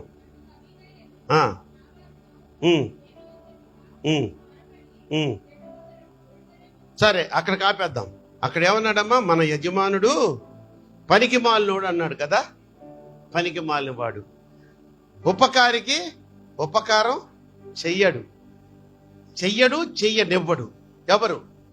దావీదు చేత అనేకమైన మేళ్లు పొందుకొని రేయింబగళ్ళు వాళ్ళని రక్షణ కవచం లాగా ఉండి కాపాడినటువంటి ఆ దావీదు సైన్యము, లేకపోతే దావీదు రక్షక భటులై ఉండొచ్చు, లేకపోతే ఆయన నమ్ముకొని ఆయనతో పాటు వచ్చేసిన వాళ్ళు అయి ఉండొచ్చు. సౌలు తరుగుతున్నప్పుడు అన్నమాట దావీదుని చంపాలని సౌలు తరుగుతున్నప్పుడు మధ్యలో జరిగినటువంటి ఇన్సిడెంట్ ఇది. ఇక్కడ అవతల వాళ్ళ దగ్గర నుంచి మేలు పొందుతాం, వాళ్ళకి మేలు చేయాలన్నప్పుడు మొహం చాటేస్తాం. దావీదు ఒక రకంగా యేసుక్రీస్తు ప్రభు వారికి సాదృశ్యంగా కనపడుతున్నాడు. ఇక్కడ ఎలాగయ్యా యేసుక్రీస్తు ప్రభు వారికి సాదృశ్యంగా ఎలా గడుపుతున్నాడు? దావీదే యేసయ్యతో పోలుస్తున్నావు. ఏంటంటే యేసయ్య పొద్దున్న లేచిన దగ్గర నుంచి రాత్రి పడుకునేదాకా మన జీవితంలో మనం ఈ భూమి మీద జన్మించినది మొదలుకొని ఇప్పటి వరకు మన చుట్టూ తన దేవదూతలను కావలిగా ఉంచి తన కనుదృష్టి మన మీద ఉంచి మనల్ని కాపాడుతున్నాడా లేదా? మనకి ఎన్ని మేళ్లు చేశాడమ్మా, ఎంత సహాయం చేశాడు, ఎన్ని కోరికలు తీర్చాడు. ఇప్పుడు చూస్తే దావీదు అలాగే చేశాడు అతనికి. ఇక్కడ యేసయ్య సర్వ మానవాళికి అదే పరిచర్య చేస్తూ ఉన్నాడు. దావీదైనా ఆ ఒక్క చిన్న గొర్రెలను కాచుకునే ఆ మంద వరకే, వాళ్ళ వరకే ఆ కాపుదల. జాగ్రత్తగా మనము ఆలోచించినట్టయితే ఈ యజమానుడు అంత కఠినంగా ఎందుకున్నాడు? ఈరోజు మనము కూడా అంత కఠినంగా ఉన్నాడనే చూపిస్తున్నాడు. మనలోంచి ఆ యొక్క పనికిమాలిన తీగను కట్ చేయాలంట. ఏంటది అంటే ఉపకారికి మనము ఉపకారం చెయ్యాలి. ఉపకారికి అపకారం అసలు చేయకూడదు. వీడు చేశాడు అపకారం. నిన్నింతగా కాపాడి రక్షించి నీకు ఒక జీవితాన్ని ఇచ్చి ఆయుష్నిచ్చి ఆరోగ్యాన్నిచ్చి నీ కుటుంబాన్ని హెచ్చించినటువంటి దేవునికి కానీ సంఘానికి కానీ దైవ జనులకు కానీ ఏదన్నా తిరిగి ఇవ్వాల్సి వస్తే ఎందుకు అంత వ్యసనార్థనంగా తయారవుతున్నారు మీరు? దేవుడు అడుగుతున్నాడు. ఆ పీనాసి మొలకను కట్ చేయి. ధారాళంగా ఇచ్చువారిని దేవుడు ఎంతో ఆశీర్వదిస్తాడంట. అదే మందు ఖర్చు పెట్టమను, ధారాళంగా ఖర్చు పెడతాడు. రాబావా నువ్వు కాకపోతే ఏంటి, వాడు క్వార్టర్ అడిగితే ఇడు ఫుల్ బాటిల్ పోయిస్తాడు. హోటల్కి తీసుకెళ్తే మంచి మంచి పదార్థాలు పెట్టిస్తాడు. సినిమాకు తీసుకెళ్తే మరి బంధువులు వస్తే బంధువుల ఫ్యామిలీలను తీసుకెళ్తాడు. ఖర్చు విషయంలో ఎక్కడ తగ్గడు. ఎక్కడ? ఇహలోకంగా, ఇహలోక పరంగా. అంతే కదా తల్లి. ఏదన్నా క్రికెట్ బెట్టింగ్లు పెట్టాలనుకో, 10,000, 1,00,000, తర్వాత వాడు మిగిలేదు గుండె. ఇక్కడ అడుగుతున్నాడు 5వదిగా, చివరిగా, నీలో ఉన్న ఆ సహాయం చేసే గుణము, ఉపకారికి ఉపకారం చేసే గుణము లేకపోతే, అపకారం చేసే గుణం ఉంటే ఆ పిల్లకని కట్ చేసేసుకో అంటున్నాడు. హాస్పిటల్స్కి అయితే లెక్క లేకుండా అనకూడని మాట అక్కడ అంటాం. కరెక్ట్గా టెన్షన్లో ఏమంటాం? ఎంత ఖర్చు అయినా పర్వాలేదు డాక్టర్ గారు అనగానే వెంటనే అక్కడ టాగూర్ సీన్ రెడీ అయిపోద్ది. కొంతమందికి అర్థమై ఉంటుంది ఆ మాట, కొంతమందికి అర్థం కాల. అర్థమైనా పర్వాలేదు, అర్థం కాకపోయినా పర్వాలేదు. సో దేవునికి, సేవకునికి మందిరానికి ఇవ్వడానికి ఎందుకంత పిసనారితనంగా, పిసనారులుగా మీరు మారుతున్నారని ప్రభువారు ఈరోజు మనలో ఉన్న పనికిమాలినటువంటి గుణాలను చూపిస్తూ, ఇవి మీరు నరుక్కుంటే గాని పరలోక రాజ్యం మీరు, పైన 4 ఉన్నాయి మంచి గుణాలే నీకు, దేవుడికి ఇచ్చే విషయంలో బ్యాక్ పాకెట్లో చిల్లర ఎతుకుతావా? ఈ మధ్యకాలంలో మా సెక్రటరీ గారు కొంచెం దెబ్బతిన్నాడు కాబట్టి ఎంత వస్తుంది అనేది నాకు ఇస్తున్నారు. ఆ కానుక ఒక 11 నెలలుగా అనుకుంటా. మళ్ళా చిల్లర స్టార్ట్ అయింది. ఎంత సిగ్గుచేటు! ఆదివారపు ఆరాధనలో చిల్లర రావడమా? సంగమా మేలుకోండి, మిమ్మల్ని దెప్పి పొడవడానికి కాదు, లేకపోతే మీరు ఇస్తే దాంతో నేను కులుకుదామని కాదు. నా సంగతి మీకు బాగా తెలుసు. కానీ చిల్లరేస్తారా మీరు? యేసయ్య చిల్లర దేవుడా? యేసునుళ్ళు ఎవరో ఇప్పటికే తెలిసిపోయింది వాళ్ళకి. వేయొద్దు, చిల్లర వేయొద్దు. లేకపోయినా పర్వాలేదు, నువ్వు దేవుని అవమానపరిచినట్టే. నువ్వు దైవజనులను కూడా దుష్కరంగా మాట్లాడొద్దు. నువ్వు కాకపోతే దేవుడు ఏమన్నాడు? ఈ రాళ్ళని రొట్టెలుగా చేసుకొని తింటాన్రా పడుతాయి. మీరేంట్రా, నువ్వేంట్రా నాకు ఇచ్చేదని సైతానుతోనే ఛాలెంజ్ చేసింది దేవుడు. మన దేవుడు తన బిడ్డలను పోషించుకోలేడా? తన సేవకులను ఆయన పోషించుకోలేడా? సండే ఆఫరింగ్స్ ఎంత తగ్గిపోయినాయి అంటే మీకు తెలుసు అనుకుంటున్నాను నేను. మనకు వచ్చే ఆదాయం ఎంత మాత్రము. మనం ఎప్పుడో ఒకసారి ఒక సహోదరుడి దగ్గర అన్న, మనకి ఎంత వస్తుంది అనుకుంటున్నారు ఆదివారం ఆరాధనలో కానుక అంటే, అదే అంకుల్ మేము ఎప్పుడు ఆలోచించలేదు, దాని గురించి ఆలోచించలేదు కాదు. 500, 600, 800, 1000 వచ్చిందంటే అసలు నాకు ప్రసాద్ గారికి తిరిగిపోద్ది కల. అబ్బో ధారాళంగా ఇచ్చారే, పండగలకే. అది కూడా సిగ్గుపడద్దామా మనం? 500, 600 ఈ సంఘానికి. అందరూ ఎంప్లాయీస్మే. మినిమం నాకు తెలిసినప్పటి నుంచి ఈ చర్చిలో పెద్ద కానుక వేసాడంటే 10 రూపాయలు. అలాగే నేను ఒకసారి ఇలాగే మైక్ తీసుకున్నా, అప్పుడు పాస్టర్ కాదు ఏమి కాదు, తీసుకొని చెప్పా, చెడామడా చెప్పా. ఏంటి తమాషాలకు ఉందా 10 రూపాయలు వేస్తున్నావు? మా నాన్న నా చిన్నతనంలో 10 రూపాయలు వేసేవాడు, నేను రూపాయి ఇచ్చేవాడు నాకు అప్పుడు. ఇప్పటికీ మా నాన్న 10 వేసి నేను రూపాయి వేస్తే చికెన్ ఎంతమ్మా ఒకప్పుడు? నాకు తెలిసి 40 రూపాయలు కేజీ. ఈరోజు 250 రూపాయలు అంటే లొట్టలు వేసుకుంటా తినడంలా. 120 రూపాయలు మంచి ఒరిజినల్ పొట్టేల మాంసం ఈరోజు 1000 రూపాయలు చేస్తే కైమా కొట్టించుకొని వచ్చి మింగడంలా, జారం మింగడంలా. దేవుడికి మాత్రం ఆ 100 రూపాయల మటన్ ఉన్నప్పుడు నువ్వు రూపాయి వేసావు, 1000 రూపాయలు పెట్టి మటన్ కొంటావు. దేవుడికి వస్తే అదే రూపాయి వేస్తావా? నువ్వు ఏయికపోయినా పర్వాలేదు, కానుక ఏం పర్వాలేదు. దేవుడు వెక్కిరింపబడడు. మీకు తెలియాలి సంగమా. కొన్ని మేము మూల పెట్టుకుని మేము బాధపడతా ఉంటే అట్లా నిజమా ఇంతేనా వస్తుంది. నన్ను ఒక బయట పాస్టర్ గారు అడిగారు, అయ్య గారు రైల్వే చర్చి అంతా రైల్వే ఎంప్లాయీస్ మనకి నెలకి ఎంత లేదన్నా ఒక 20,000 వస్తుంది కదా అంటున్నాడమ్మా. నాకు కళ్ళు తిరిగి డామ్మను పడిపోదాం అనిపించింది. 20,000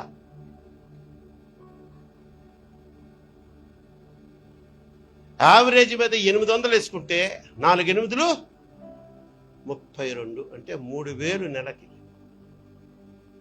అది కూడా ఇలాగే మీకు బాగా అర్థమయ్యేటట్టు చెప్తే చక్కగా ఆ మంత్లీలు ఒక్క 10 నెలలు పెంచారు. అక్టోబర్ నుంచి అసలు మంత్లీ కట్టడం అనేది ఏమైంది సంగమా? ఏమైందమ్మా మీకు? ఏమైంది కోమలి నీకు? ఏమైపోయిందిరా మీకు? కట్టావా నువ్వు? కరెక్టే. ఆయన ప్రతి నెల వచ్చి కృతజ్ఞత కానుకల బాక్స్లో వేస్తాడు రాజేష్. అర్థం చేసుకోండి అమ్మా, చిల్లర చేష్టలు చేయొద్దు. ఇక ధారాళంగా ఇవ్వండి, ధారాళంగా పొందుకుంటాడు. ఆయన ఏం చేసుకుంటాడమ్మా? ఆయనే ఇచ్చిన డబ్బులు కదా నీకు, ఆయన ఇచ్చిన డబ్బులే కదా. ఎలా మనం దాన్ని ఉపయోగించాలి? చక్కగా ఇక్కడైతే నువ్వు ఇచ్చే ప్రతి రూపాయి దేవుని కార్యక్రమానికే ఉపయోగపడుద్ది. ఈరోజు మాకెందుకు? పొద్దున్న లేస్తే ఆ రిపేర్లు చేయించుకుంటా, దాంతో తంటాలు పడతా, నేను ఈయన ఊరిని చూసుకుంటా, వాడు నన్ను ఊరిని చూడలేక ఏం కర్మ. ఒక 2 లక్షలు పెట్టుకుంటే ది బెస్ట్ ఇది వస్తుంది. ఏమంటారమ్మా? యాంప్లిఫైర్ సెట్ మొత్తం వచ్చేస్తుంది. ఒక 1 లాక్ పెట్టుకుంటే ప్యాడ్స్ వస్తాయి. ఇంకా పాపం ఆ ప్యాడ్స్ చినిగిపోవడం, అంకులు ప్యాడ్ చినిగిపోయింది, పోండ్రా తెచ్చుకోండి. ఇదైతే ఓ 30 సంవత్సరాల నుంచి ఉన్నట్టుంది. నీ చిన్నప్పటి నుంచి ఉందమ్మా అది. దాన్ని అసలు యాక్చువల్గా పురావస్తు శాఖలో పెట్టాల్సిన కాంగో అది. దాన్ని మేము ఇంకా డుంగుని కొట్టుకుంటున్నాం. మీకు నవ్వు కల్పించినా అవి నిజాలమ్మా, పచ్చి నిజాలు. మీలో ఎవరికైనా క్షేమ గుట్టినట్టు ఇప్పుడు చాలాసార్లు చెప్పా, ప్యాడ్స్ కావాలి నాకు, కీబోర్డ్ కావాలి, ది బెస్ట్ పిఎస్ సిస్టమ్ కావాలి. ప్రతిస్పందించారా? ఒకే రోజు నేను తెచ్చిమ్మంటలా ఈఎంఐ పద్ధతులు అది కూడా కనుక్కున్నా ఈ మధ్య. వాటికి కూడా ఈఎంఐ వచ్చేసిందంట. ప్యాడ్స్ ఒక 75,000 అనుకో, నువ్వు ఒక 10,000 కట్టావనుకో, మిగతాది ఆ నెలకు 2,000 ఏమో కట్టేస్తే తెలియకుండా తీరిపోద్ది. నీ తరపున, నీ కుటుంబం తరపున చిరస్థాయిగా ఒక వస్తువు మందిరంలో వాడబడుతుంది. తద్వారా నీ కుటుంబానికి దీవెన. కనుక ప్రియమైన దేవుని బిడ్డలారా, చూడండి, ఏ బిల్ అయినా మనం దానికంటూ ఒక టైం ఉంటుంది, ఒక క్రియ ఉంటుంది, ఒక శిక్ష ఉంటుంది. కేబుల్ బిల్ కట్టకపోతే ఏం చేస్తాడు? కాముగా వచ్చి అక్కడెక్కడో లింక్ ఉంటుంది, అక్కడ కట్ చేసి పోతాడు. అక్కడ నుంచి ఏమంటే అబ్బాయి ఒక్క రోజు నెల లేట్ అయితే కట్ చేసావే, సీరియల్ పోతుంది అయ్యా. మళ్ళీ అక్క ఇటు కట్ చేశాడు అక్క, వాడు దుర్మార్గుడు, నిన్నేమైంది?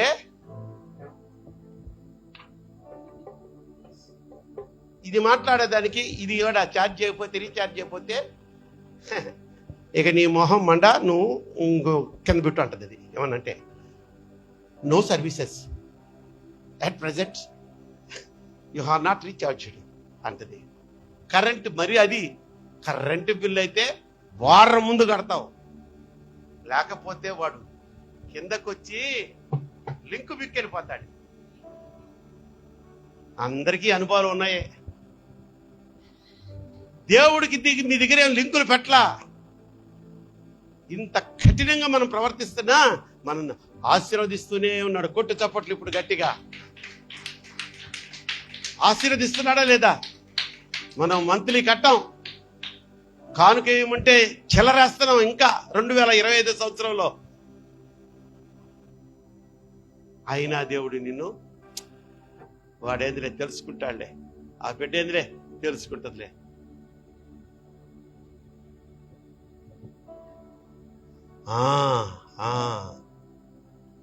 మొన్న ఆ లెక్క పెట్టాము అంటే ఎప్పుడు వారం లెక్క. నాకు తెలియదు కదమ్మా ఈ లెక్కలు ఒక్కలో. మా పాపం నిజంగా ఆయన ఇన్ని సంవత్సరాలు ఎంత కష్టపడ్డాడు. మళ్ళీ మా ఇద్దరికి గొడవే లెక్కలు చూసుకున్నప్పుడు. మొన్న లెక్క పెడుతుంటే నాకు నిజంగా చెప్తున్నా రోత వచ్చింది, ఒకలాంటి వాసన, చినిగిపోయిన నోట్లు. గుండెల మీద చేసుకొని జాగ్రత్త చెప్తున్నా. చినిగిపోయిన నోట్లు వేయకూడదు. నువ్వు వేయకపోయినా పర్లేదు, వేయద్దు. చినిగిపోయిన 10 రూపాయల నోటు ఒకటి ఉంటుందమ్మా. ఇది 10 ఇంకేదైనా కాగితమా అన్నట్టు మాసిపోయి. నేను చెప్తున్నానే ఇట్లా లెక్క పడతా ఉంటే ఇన్ని వచ్చినాయి 10 రూపాయల నోట్లు. బాగా ఇన్ని రూపాయలు ఇచ్చారు 10 రూపాయల నోట్లు. 500 నోట్లు 5 వచ్చినాయి, 100 నోట్లు 8 వచ్చినాయి. 10 రూపాయల నోట్లు ఎంత కట్ట, అది కూడా మాసిపోయింది. ఈరోజు నుంచి ఒక నిర్ణయం తీసుకుంటారా? ఇంటి దగ్గర బెస్ట్ నోట్ తీసుకుందాం. 10 రూపాయలు కాదు, పెంచండి. అట్లాగని 20 కూడా కాదు, ఇంకా పెంచండి. చాలదమ్మా. 500కి 800కి ఏం జరుగుద్ది చెప్పండి. ఇట్లా నా తర్వాత ఎవరైనా పాస్టర్ వస్తే ఆయన కూడా, అయ్యా మీరు ధారాళంగా గుప్పిలు విప్పండి, మైకులు కొనుక్కోవాలి, కీబోర్డులు కొనుక్కోవాలి, ప్యాడ్స్ కొనుక్కోవాలి. మీ తరం కూడా దాటిపోద్ది. ఇదేనా పని? మరి మిగతా సంఘాల్లో అట్లా లేదే. చాలా సంఘాల్లో చకా కొనేస్తున్నారు. మీకు అర్థమయ్యేటట్టు చెప్పక డబ్బు గురించి మిమ్మల్ని ఇబ్బంది పెట్టకూడదులే, వానిల బిడ్డలు ఏదో ఒకటి అనుకోని నేను కూడా కొంచెం అంత కఠినంగా మాట్లాడకుండా, పక్కగా మీకు నిజాలు చెప్పకుండా ఇన్ని సంవత్సరాలు దాచుకుంటా వచ్చా. ఈరోజు ఓపెన్ అయ్యా. ఎందుకని వాక్యం ద్వారానే ఓపెన్ అయ్యా. ఐదవది ఏంటమ్మా? మనల్ని కాపాడుతున్న దేవుడికి మనము నమ్మకంగా ఉండాలి. మనకు ఉపకారం చేసిన వారికి ఉపకారం చేయాలి, అపకారం చేయకూడదు. మరి నంబర్ 1 ఒకటి మనకేం చెప్పండి? అబద్ధాలు ఆడకూడదు. నంబర్ 2 వ్యతిరేకపు మాటలు, ఎదిరించే మాటలు అనే ఆ మొలకలు, ఆ పనికి మాలినటువంటి బుద్ధి మనలో ఉంటే కట్ చేసేయి. తర్వాత 3 అమ్మా, కుటిలమైన కుళ్ళుతో కూడిన ఆ స్వభావాన్ని, ఆ బుద్ధిని, ఆ పిలకని కట్ చేసేయి. నెక్స్ట్, సోమరితనం సర్వనాశనం చేస్తుంది మనిషిని. ఆ సోమరితనం అనే దాన్ని కట్ చేసి అవతల పడాయి.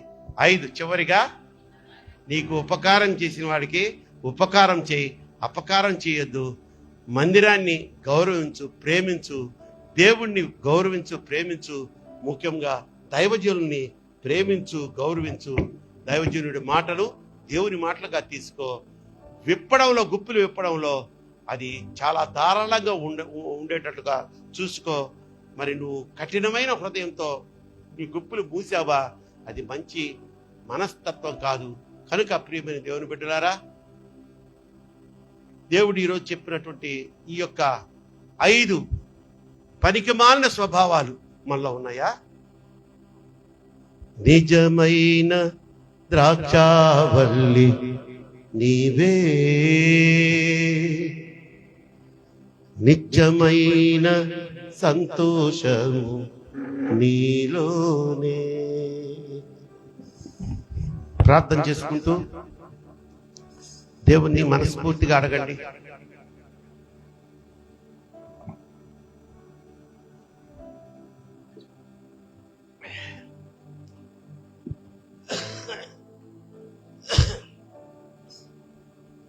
ప్రభువా, నా కళ్ళు తెరిపించావు నాయన. నాలో మొలిచినటువంటి ఆ చేదు వేరు, పనికిమాలిన తీగ, అది ఏమిటో మీరు చెప్పారు. అవి కత్తిరించి మనలోంచి తీసివేయకపోతే తండ్రి అసలు ద్రాక్షావళిలోంచి తీగలమైనటువంటి మనల్ని తీసేస్తారని ఈరోజు వాక్యం యొక్క ముఖ్య అంశము. కనుక ఎవ్వరు కూడా అలసత్వం, నిర్లక్ష్యం చూపించవద్దు. ప్రభువును వేడుకోండి. ఇక మీదట నీకు ఇష్టమైన బిడ్డగా, నువ్వు మెచ్చుకునే బిడ్డగా, నిన్ను ఆనందింపజేసే బిడ్డగా బతుకుతానయ్యా. ఇంతకాలం నేను ఏ మేలు చేయకపోయినా, ఏ మంచి నాలో లేకపోయినా,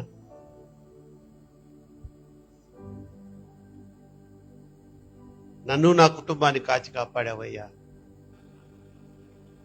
యేసయ్యా, నన్ను క్షమించు.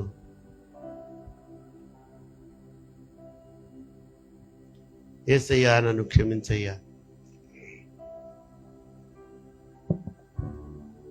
అడుగుతారా?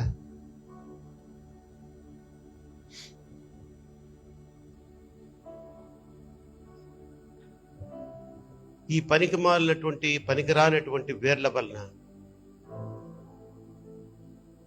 ప్రధాన తీగలమైనటువంటి మనము నిజమైన ద్రాక్షావళిలోంచి వేరుపరచబడే పరిస్థితి ఏర్పడిపోయింది. కనుక జాగ్రత్తగా పరిశీలించండి. అతి కాంక్షణీయుడా, దివ్యమైన నీ రూపులో జీవించుచున్నాను. నీ ప్రేమకు నే పత్రికగా శిథిలమై ఉండగా నేను నీదు రక్తముతో కడిగి నీ పోలికగా మార్చినావే నా యేసయ్యా. శిథిలమై ఉండగా నన్ను నీదు రక్తముతో కడిగి నీ పోలికగా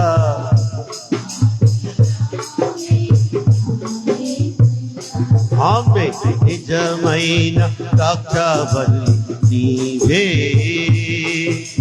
నిజమైన నీలోనే నిజమైన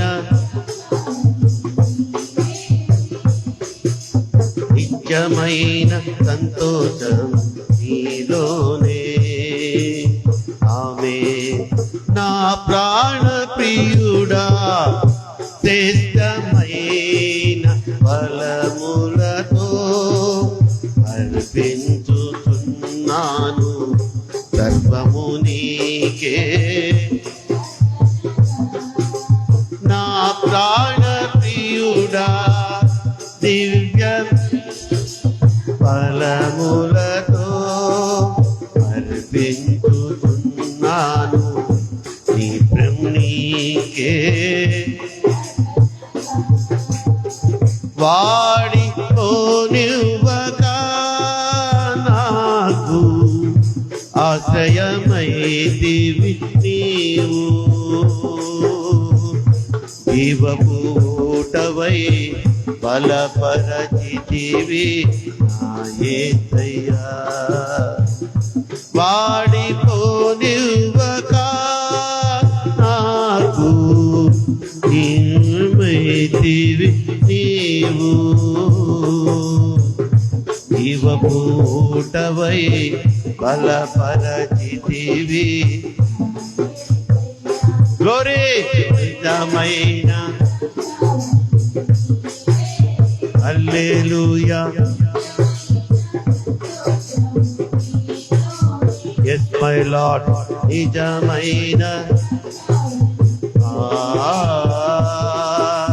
నిజమైన సంతోషము,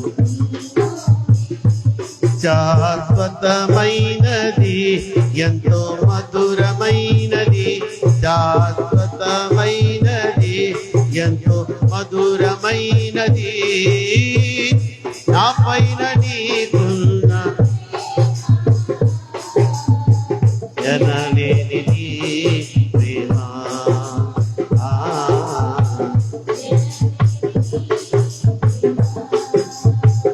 ఎనలేని నీ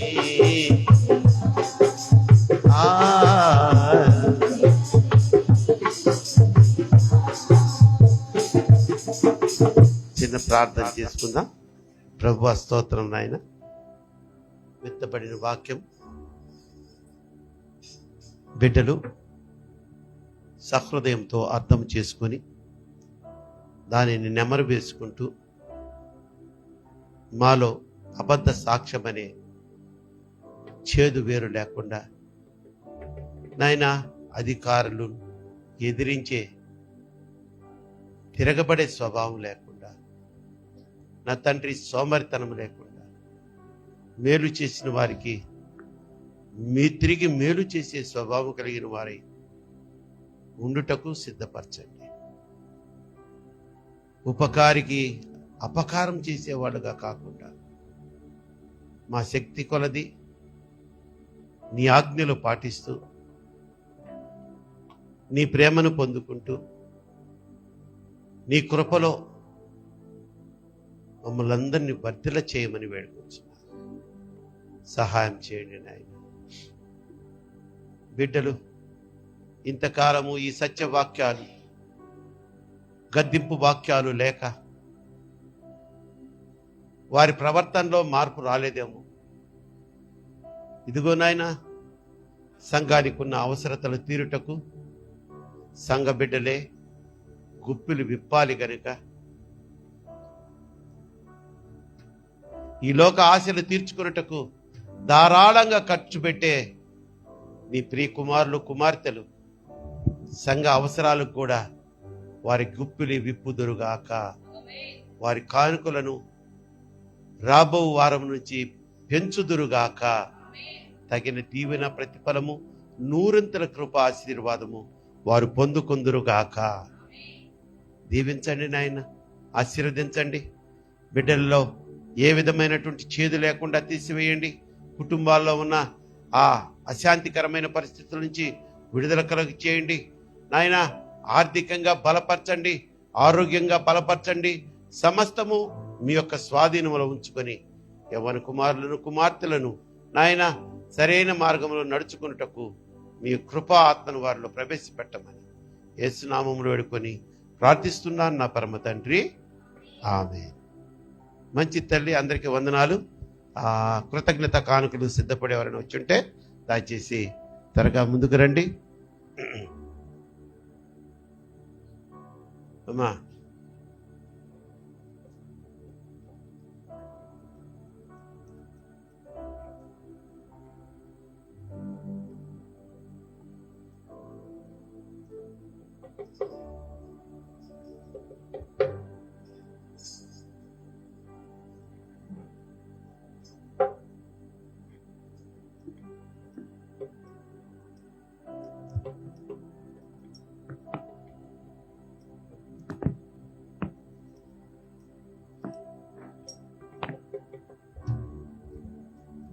నాకిక ఆశలు లేవు, అన్ని కరెక్ట్ చేసేస్తాలే.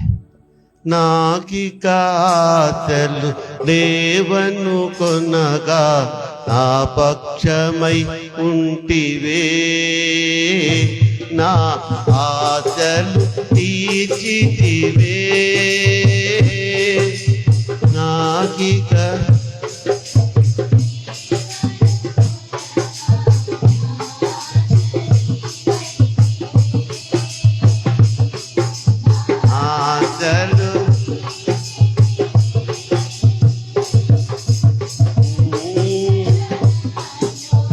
భయమావరింప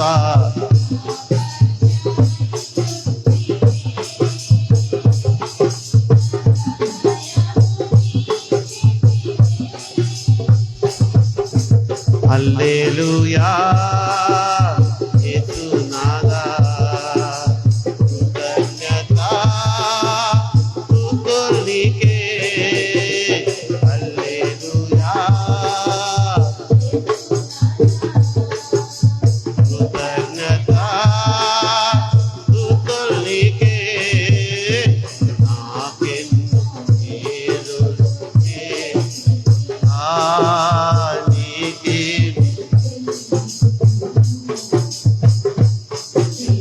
నీకే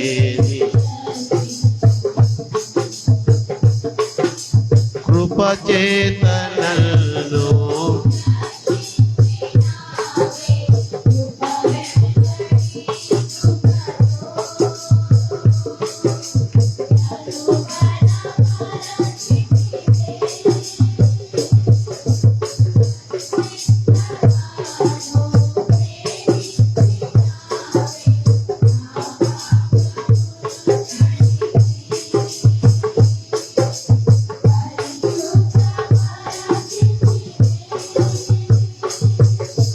హల్లెలూయా యేసు రాజా కృతజ్ఞత హల్లెలూయా కృతజ్ఞత నాకెన్ను మేలులు చేసితివే నీకే చెల్లెను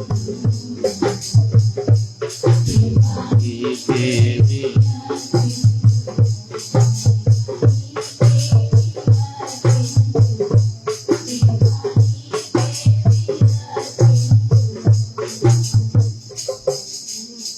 ప్రార్థన చేసుకుందాం. ప్రార్థన అవసరతలు మన ప్రసన్న వాళ్ళ నాన్నగారు ఆనందరావు గారు అట్ ప్రజెంట్ హాస్పిటల్లో ఉన్నారు. సెంటినీ హాస్పిటల్లో. ఆయనకి ప్రాబ్లం కొంచెం హార్ట్లో ఏదో భారంగా ఉంది, నొప్పిగా ఉంది, ఆయాసంగా ఉందని తీసుకెళ్తే ఆ యాంజియో టెస్ట్లో అన్నీ నార్మల్గా వచ్చి ఏం ప్రమాదం లేదు, ఇంత చక్కటి వయసులో మీరు ఎంత ఆరోగ్యంగా ఉన్నారంటే మీరు బాగా మెయింటైన్ కష్టపడుతున్నారనమాట శారీరకంగా అని వాళ్ళు మెచ్చుకున్నారంట డాక్టర్స్.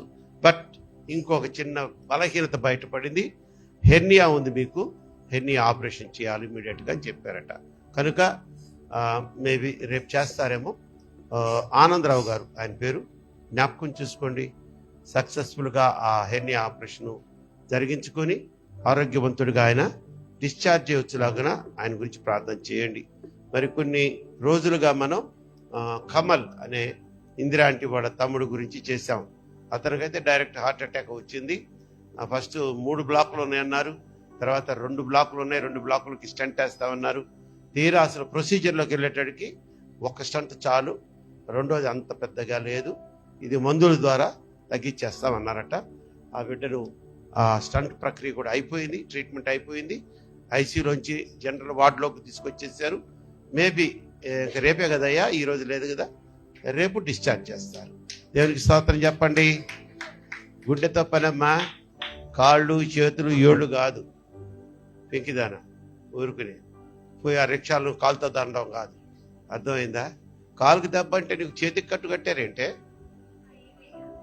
అంటే కాలు చెయ్యి రెండమ్మా, ఓరు బంగారమే. సరే, ఈ 2 ఇంకేమైనా ఉన్నాయమ్మా? ఇంకేయడం 40 days. ఇక ప్రతిరోజు రేపు నుంచి శిల్వజాన ఆరాధనలు 7 to 9. ప్రతిరోజు ఎవరో ఒకళ్ళు ఏదో ఒక పలహారం ఇస్తున్నారు, సంఘాన్ని బలపరుస్తున్నారు. రండి పలహారం కోసానికి నేను అంటలేదు, కానీ మీరు వస్తే ఆ తృప్తే వేరుగా ఉంటుంది, ఆ సంతోషం వేరుగా ఉంటుంది. కాబట్టి నేను ఉపవసించలేకపోతున్నాను, అందుకని ఇది ఉపవాస కోరికలు అంటున్నారు కదా, అందుకని నేను రావట్లేదని ఆ సాకులు చెప్పొద్దు. మీరు ఉపవసించకపోయినా పర్వాలే, ఉండగలిగితే ఉండు, ఉండకపోతే ప్రార్థనకు రా, సరేనా? ప్రార్థన చేసుకుందామా? ప్రార్థన చేసుకుందామా? వచ్చాడు అతను, అతనే ఆ కోత అతందే.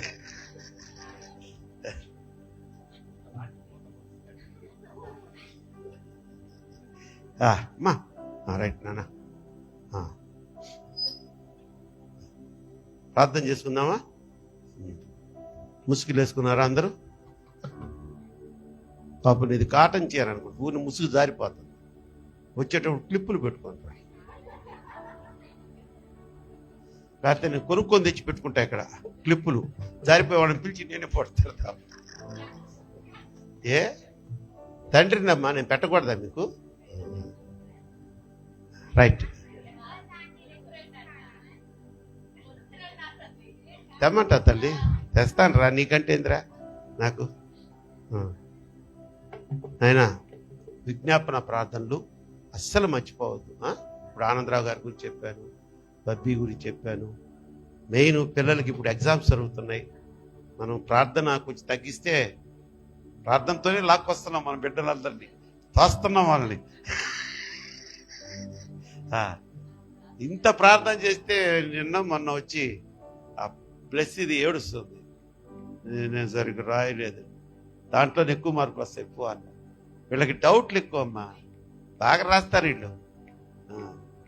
రైట్, ప్రార్థన చేసుకుందాం. ప్రభు ఆ స్తోత్రం నాయన, ఇంత చక్కటి సమయాన్ని, ఇంత సంతోషాన్ని నీ సన్నిధిలో గడుపుటకు అనుభవించుటకు మీరు ఇచ్చిన కృపను బట్టి స్తోత్రాలు. ఇదిగో మార్చి మాసంలోని 2వ పునరుద్ధార దినపు ఆరాధనని ఒక కుటుంబ సభ్యుల సమావేశంగా, ఒక తల్లిదండ్రుల బిడ్డల యొక్క ఒక ప్రార్థనా కూడికగా ఆ తృప్తికరంగా మీరు జరిగించినందుకు స్తోత్రాలు నాయన. ఏ ఒక్కరిని దాటిపోవద్దయ్యా, ఏ ఒక్కరి చేయి విడవద్దయ్యా. ప్రతి ఒక్కరిని మీరు ముట్టండి, బలపరచండి. ఒకవేళ ఆత్మలో బలహీనులుగా ఉంటే మీ శక్తిని వారిలో నింపండి నా తండ్రి. మా ఎవరి కుమారులు కుమార్తెలను మీ కృపాస్థలకు అప్పచెప్పేస్తున్నాను నా తండ్రి. ఇక మీదట బాధ్యత నీదే నా ప్రభువా. ఎస్ మై లార్డ్, మీ భయాన్ని వారిలో కలుగ చేయండి. నా దేవుడు నా ప్రక్కనే ఉన్నాడు, నన్ను చూస్తున్నాడు, ఆయన కళ్ళు నన్ను చూస్తున్నాయన్న ఒక కలవరాన్ని వారిలో పుట్టించి, వారి బిహేవియర్లో కూడా నాయన, క్రమశిక్షణలో కూడా మీరే మెరుగుపరిచి ముందుకు నడిపించండి. వారి జీవితాలన్నిటినీ స్థిరపరచండి. ఉన్నత స్థితిలో స్థిరపరచబడుటకు మీరే సహాయం చేయండి నాయన. అనేక మంది మరి వివాహాల కోసం ఎదురు చూస్తున్న బిడ్డలు ఉన్నారు. వారికి చక్కని క్రైస్తవ కుటుంబముల ద్వారా వివాహములు జరుగుటకు సహాయం చేయండి. ఉద్యోగములు లేకుండా, అసలు లేకుండా కాకుండా టెంపరీగా ఉద్యోగములు చేస్తున్న వారు ఎంతో మంది ఉన్నారు నాయన, మా సంఘ బిడ్డలు. వారందరికీ స్థిరమైనటువంటి పని దొరుకును గాక. యేసు నామములో వారందరూ ఆ యొక్క జాబ్స్తో స్థిరపరచబడుదురు గాక నాయన. అమెరికాలో ఇప్పుడు ఆ ట్రంప్ అనే అధ్యక్షుడు తీసుకున్న నిర్ణయాల వల్ల మరి భారతదేశానికి చెందిన అనేక మంది బిడ్డలు కొంత ఇబ్బందిని ఎదుర్కొంటున్నారని తెలియపడటం ద్వారా ఆయన మా బిడ్డలు మా దేశం వాళ్ళు కదా, సహాయం చేయండి ఆయన. ఆ కఠినమైన నిర్ణయాలు తీసుకుంటున్న ఆ అధ్యక్షుడి మనసును మార్చమని కోరుకుంటున్నాను ఆయన. ఆనందరావు గారిని ఒకసారి దర్శించండి, ఆయన్ని ముట్టండి నా తండ్రి. ఆపరేషన్ ద్వారా స్వస్థత ఇచ్చేయండి. పెంకి నా తండ్రి, మరి నిన్నటి సమయాన చిన్నదే అయినా ఒక ప్రమాదం జరిగింది, అది కూడా ఫ్యూచర్లో జరగకుండా నాయన ఆ బిడ్డ చక్కగా నా తండ్రి అలర్ట్గా ఉండుటకు సహాయం చేయమని కోరుకుంటున్నాను. మా యవ్వన బిడ్డలు రాకపోకల్లో తోడు నీడగా ఉండండి అయ్యా. ఉద్యోగస్తులు రాకపోకల్లో తోడు నీడగా ఉండండి. చదువుకునే బిడ్డలకు జ్ఞానాత్మను దయచేయండి. ఎగ్జామ్స్ రాస్తున్నటువంటి బిడ్డల్లో మీ కృప, మీ యొక్క సహాయము ద్వారా వారికి మంచి ఆయుష్ను, ఆరోగ్యాన్ని ఇచ్చి ఏ విధమైనటువంటి అనారోగ్య పరిస్థితులు ఈ పరీక్షల కాలంలో వారిని చీకాకు పరచకుండా చక్కని ఆరోగ్యంతో బలపరిచి స్థిరపరచమని వేడుకుంటున్నాను అయ్యా. బిడ్డల ప్రేమతో ఇచ్చిన ఆ యొక్క కృతజ్ఞత కానుకలను మీరు అంగీకరించండి, స్వీకరించండి. నూరింతల ప్రతిఫలము ఆశీర్వాదం వారికి దయచేయండి. సంఘ కానుకలు ఇచ్చిన వారి ఆ కానుకలు కూడా స్వీకరించండి. నూరింతల ప్రతిఫలము ఆశీర్వాదం దయచేయండి. ఇందిరా యొక్క మోకాలు ఆపరేషన్ డేట్ ఫిక్సేషన్లో నీ మీదే ఆధారపడ్డాను నాయన. నా సొంత నిర్ణయం ఏది లేదు, మీకు తెలుసు నేను ఏ నిర్ణయం తీసుకోను. మీరు ఎలా నడిపిస్తారో ఆ విధంగా నడిపించబడతాను. అలాగే ఇందిరాకు కూడా ట్రీట్మెంట్ కూడా జరుగుటకు కృప చూపించండి. అవసరాలు తీర్చమని నీ పాదాలు పట్టుకొని వేడుకొంచున్నాను. అలాగే నా ప్రభువా, బిడ్డలు ఇచ్చినటువంటి ఈ అన్నిటినీ మరి మీరు స్వీకరించడమే కాకుండా నూరింతల ప్రతిఫలము ఆశీర్వాదము ఆయుష్ను కూడా వారికి దయచేసి ఆరోగ్యాన్ని ఇచ్చి, ఎండలు ముదురుతున్నాయి నాయన, ఎవరికి ఎండల ద్వారా ఏ విధమైనటువంటి అనారోగ్య పరిస్థితులు ఎదురుకాకుండా కాపాడమని కోరుకుంటూ, క్షేమంగా తీసుకొచ్చారు, సురక్షితంగా మా గృహాలకు చేర్చండి ఆయన. మరలా రేపు సాయంత్రం 7 గంటల నుంచి 9 గంటల వరకు జరుగుతున్న ప్రతి ఈ యొక్క శిలువ ధ్యాన ఆరాధనలో మీరు మాతో ఉండండి. 40 రోజులు సంతోషంగా ఒక ఉజ్జీవంగా ఈ యొక్క కార్యక్రమాలు జరిగించి తృప్తిపరచమని, బిడ్డల్లో అనేక మందిలో మారు మనసులు పశ్చాత్తాపాన్ని తీసుకురమ్మని వేడుకుంటూ, బాప్తిసం లేని బిడ్డలు, ఇంకా కొంచెం వెనక ముందు ఆలోచన చేస్తున్న బిడ్డలతో ఈ 40 దినాల లోపల మీరు మాట్లాడి వారిని బలపరిచి స్థిరపరిచి రక్షణలోకి నడిపించమని కోరుకుంటూ, మా సమస్త పాపములు క్షమించి సకల దీవులతో నింపి నేటి దినాశీర్వాదములతో మమ్మల్ని నింపమని, అలాగే సుదీర్ ప్రాంతం నుంచి నన్ను తల్లిని మరి ఇక్కడికి తీసుకొచ్చారు నా ప్రభువా. మరలా బిడ్డ తిరిగి వెళుతూ ఉండగా ఈ ఎండలో జాగ్రత్తగా వెళ్ళుటకు మరి మీరే సహాయం చేసి కృప చూపించమని, గోల్డ్ బాబు ఉద్యోగ విషయంలో కూడా నాయన, ఇక్కడైతే ఉద్యోగం చేస్తున్నాడు కానీ తన ఆశ, తన గోలు అమెరికా దేశం పోవాలని, ఎటువంటి పరిస్థితుల్లోనైనా తన యొక్క కోరికను నెరవేర్చమని కోరుకుంటూ, యేసు నామములో ఈ ప్రార్థన మీకు సమర్పించి బ్రతిమలాడి వేడుకుంటున్నాను నా పరమ తండ్రి, ఆమేన్. పరలోకమందున మా తండ్రి, నీ నామం పరిశుద్ధపరచబడుగా,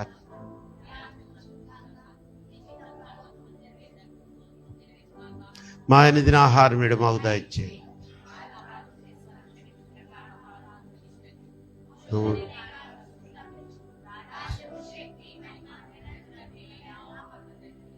ఆమేన్. మన పరమ తండ్రి అయినటువంటి దేవుని ప్రేమయు, మన ప్రభువును ప్రియరక్షకుడు అంటే యేసుక్రీస్తు వారి కృపయు, పరిశుద్ధాత్మ దేవుని అన్యోన్య సహవాసము ఇక్కడ కూడి వచ్చిన ప్రతి బిడ్డకును, రైల్వే క్రిస్టియన్ సమాజంలోని ప్రతి కుటుంబమునకును, ఆన్లైన్లో మనతో పాటు మనల్ని సపోర్ట్ చేస్తున్న బిడ్డలకును, సకల పరిశుద్ధులకును సదాకాలము తోడై ఉండునుగాక. ఆమేన్.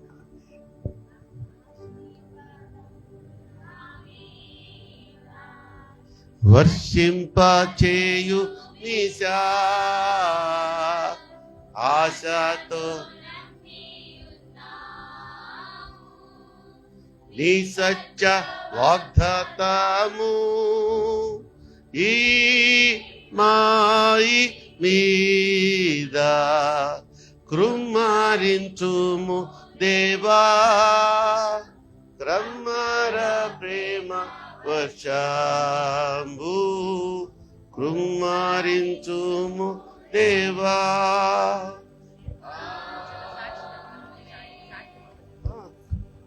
ఒక్క నిమిషం కూర్చోండి అమ్మా, ఒక చిన్న సాక్ష్యం ఉంది.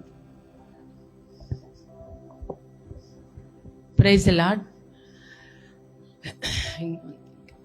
నేను మా డాడీ అయిన వాసుదేవన్ గారు అంటే మా మావయ్య వాళ్ళ బావగారు అనమాట. నేను వాళ్ళ అక్క కూతుర్ని మీ అందరికీ తెలుసు. మరి నాన్న ఎన్నోసార్లు హాస్పిటలైజ్డ్ అయ్యారు, చాలా సీరియస్ కండిషన్లో, హార్ట్ పేషెంట్. పైగా ఎన్నోసార్లు మేము రమేష్ హాస్పిటల్లో జాయిన్ చేయటం జరిగింది. చాలా సీరియస్గా వెళ్ళినా కూడా దేవుని మహాకృప వల్ల మరి మీ అందరి ప్రార్థనలు, మరి మా మావయ్య అయిన పాస్టర్ తారా ప్రకాష్ గారి ప్రార్థనలు, మరి మా అత్తయ్య ప్రార్థన, మీ అందరి వల్ల మరి ఎవ్రీ టైం మా డాడీ చక్కగా రికవరీ అయ్యి ఇంటికి వస్తున్నారు. అలాగే రీసెంట్గా కూడా మళ్ళా సేమ్ ప్రాబ్లం రిపీట్ అయింది. సో మేము మళ్ళా జాయిన్ చేసాము. కానీ జాయిన్ చేసిన ప్రతిసారి కూడా ఫస్ట్ విజిటర్ ఎవరంటే మా మావయ్య. ఎంతో ప్రేమగా మరి తనకి మరి కాళ్ళ నొప్పులు కూడా అలా ఉన్నా కూడా మరి మా మావయ్య ఎంతో ప్రేమగా వస్తుంటారు. దాంతోపాటు యాంటోనీ కూడా చాలా ప్రేమగా వస్తారు వీళ్ళందరూ. మరి వాళ్ళకి చాలా వందనాలు చెప్తున్నాను. ఒక మిరాకిల్ జరిగింది మొన్న, మీకు చెప్పాలని ఎప్పటి నుంచో ఆశపడుతున్న సాక్ష్యం చెప్పాలని. మొన్న జాయిన్ అప్పుడు డాక్టర్స్ చెప్పారు, మీ డాడీ ఇప్పుడు 3 times 4 times జాయిన్ అయ్యారమ్మా, కాకపోతే మరి ఈసారి అయితే మేము చెప్పలేము అని అన్నప్పుడు ఇంకా లాస్ట్ సీన్ ఆ రోజు మా మావయ్య రావటం ఎందుకో ఒక 2 days 3 days తనకి బాగా ఒక లేట్ అయ్యింది. ఒక థర్డ్ డే 4th day ఇంకా డాక్టర్స్ అట్లాగే ఉంటారమ్మా అన్నారు. నేను మా బాబు అయితే భయపడిపోయాము, ఇంకా చాలా కళ్ళు తాళేశారు. మా ఇద్దరం, మా గోల్డ్ బాబు అయితే ఇంకా మా డాడీని చూడటానికి కూడా భయపడిపోయాడు. కళ్ళు ఇలా ఉండిపోయి, అంటే సగం కళ్ళు తీసేసి ఏదేదో మాట్లాడుతున్నారు, ఎవరో వస్తున్నారు, ఇక్కడ షామ్యాన్ అయ్యండి, అట్లా ఎవరో వాళ్ళ ఫ్రెండ్స్ వస్తున్నారు ఇలా అన్నారు. ఇంకా మేము ఇద్దరం చాలా దిగులు పడిపోయి భలే ఏడ్చుకున్నాము. మా గోల్డ్ కూడా చాలా బాధపడ్డాడు. సరే ఇలా ఉన్న తర్వాత సడన్గా మా మావయ్య వచ్చారు, మావయ్యను ఆంటోనీ వచ్చారు. వచ్చి కూర్చొని ఇంకా మాట్లాడుతా, అప్పటికి మా మావయ్య చూసి ఏంటమ్మా కండిషన్ అంటే, హార్ట్ బీట్ సరిగ్గా లేదు మావా, ఇలా ఉంది అని అంటే, సరే అమ్మా ప్రేయర్ చేద్దాము అని. మా మావయ్య ఎప్పుడు కూడా షార్ట్ ప్రేయర్స్ అందరిలాగా కమర్షియల్గా చేయరండి. మీకు మీ పాస్టర్ గారి వాల్యూ మీకు తెలీదు. మా మావయ్య అయినా నేను చెప్తున్నాను చూడండి, నాకు ఎన్నోసార్లు తన ప్రార్థన వల్ల మేము చాలా చాలా లబ్ధి పొంది ఉన్నాము. సొంతోళం కాబట్టి దగ్గర ఎప్పుడు కూడా మనకి పనికిరావు, దూరంగా ఉన్న కొండలే నిన్నుపు అంటారు కదా, కానీ అట్లా కాదండి. మనకి దగ్గరగా ఉన్న మన దైవజనుడు మన కోసం నిత్యం ప్రార్థించే ఆయన్ని మనం ఎప్పుడు కూడా తెలుసుకోవాలి, గుర్తెరగాలి.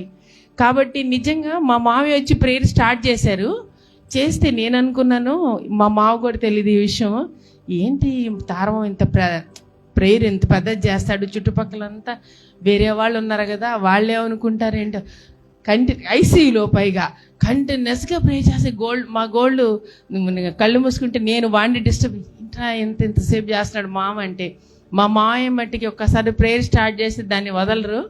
నేను చేస్తా అంటే నేను పక్కన చూస్తున్నా కానీ నేను మామ ప్రేయర్ మీద కాన్సన్ట్రేట్ చేయలేదు. ఇంకా ప్రేయర్ చాలాసేపు చేశారు. అమ్మో ఏంటి ఎంతసేపు చేస్తున్నాడు మామ అని అనుకున్నాను. కానీ మా మావయ్య చేసి అట్లా వెళ్ళారండి. ఇంకా కూర్చొని నేను మా బాబు ఎక్కడ పెట్టాలి ఏంటి అని కూడా మేము డిసైడ్ చేసుకుంటున్నాము. గుంటూరా మా మమ్మీ దగ్గర అట్లా అనుకుంటున్నాము, మనీ అది ఎట్లా చేయాలి అట్లా ఇంకా ఇలాగా ప్లాన్ చేసుకున్న కొద్దిసేపటికి మీరు నమ్మరండి, రియల్లీ ఇట్స్ అ మిరాకిల్. కళ్ళు సడన్గా తీసి అయ్యా అన్నారు మా బాబుని. మా గోల్డ్ దేవునికి స్తోత్రం అండి, ప్రార్థించిన మా మావయ్య కూడా వందనాలు. నిజంగా తీసి కళ్ళు ఇలా తీశారు. కళ్ళు పెద్దగా తీయగానే మా గోల్డ్ బాబు భయపడిపోయాము. ఏం డాడీ అంటే, అమ్మా అయ్యా వెళ్ళి నాకు ఇడ్లీ తీసుకురా, ఇడ్లీ తినాలి అని. ఇడ్లీ తినడం ఏంటి, ఈయన పరిస్థితి ఇట్లా ఉండే అని, నాకు ఆకలేస్తుంది అయ్యా ఇమ్మీడియట్గా ఇడ్లీ తీసుకురా. వెంటనే వెళ్ళిపోయి మరి ఎక్కడ తీసుకొచ్చాడో గబగబ వేడి తనేం తినిపించాడు.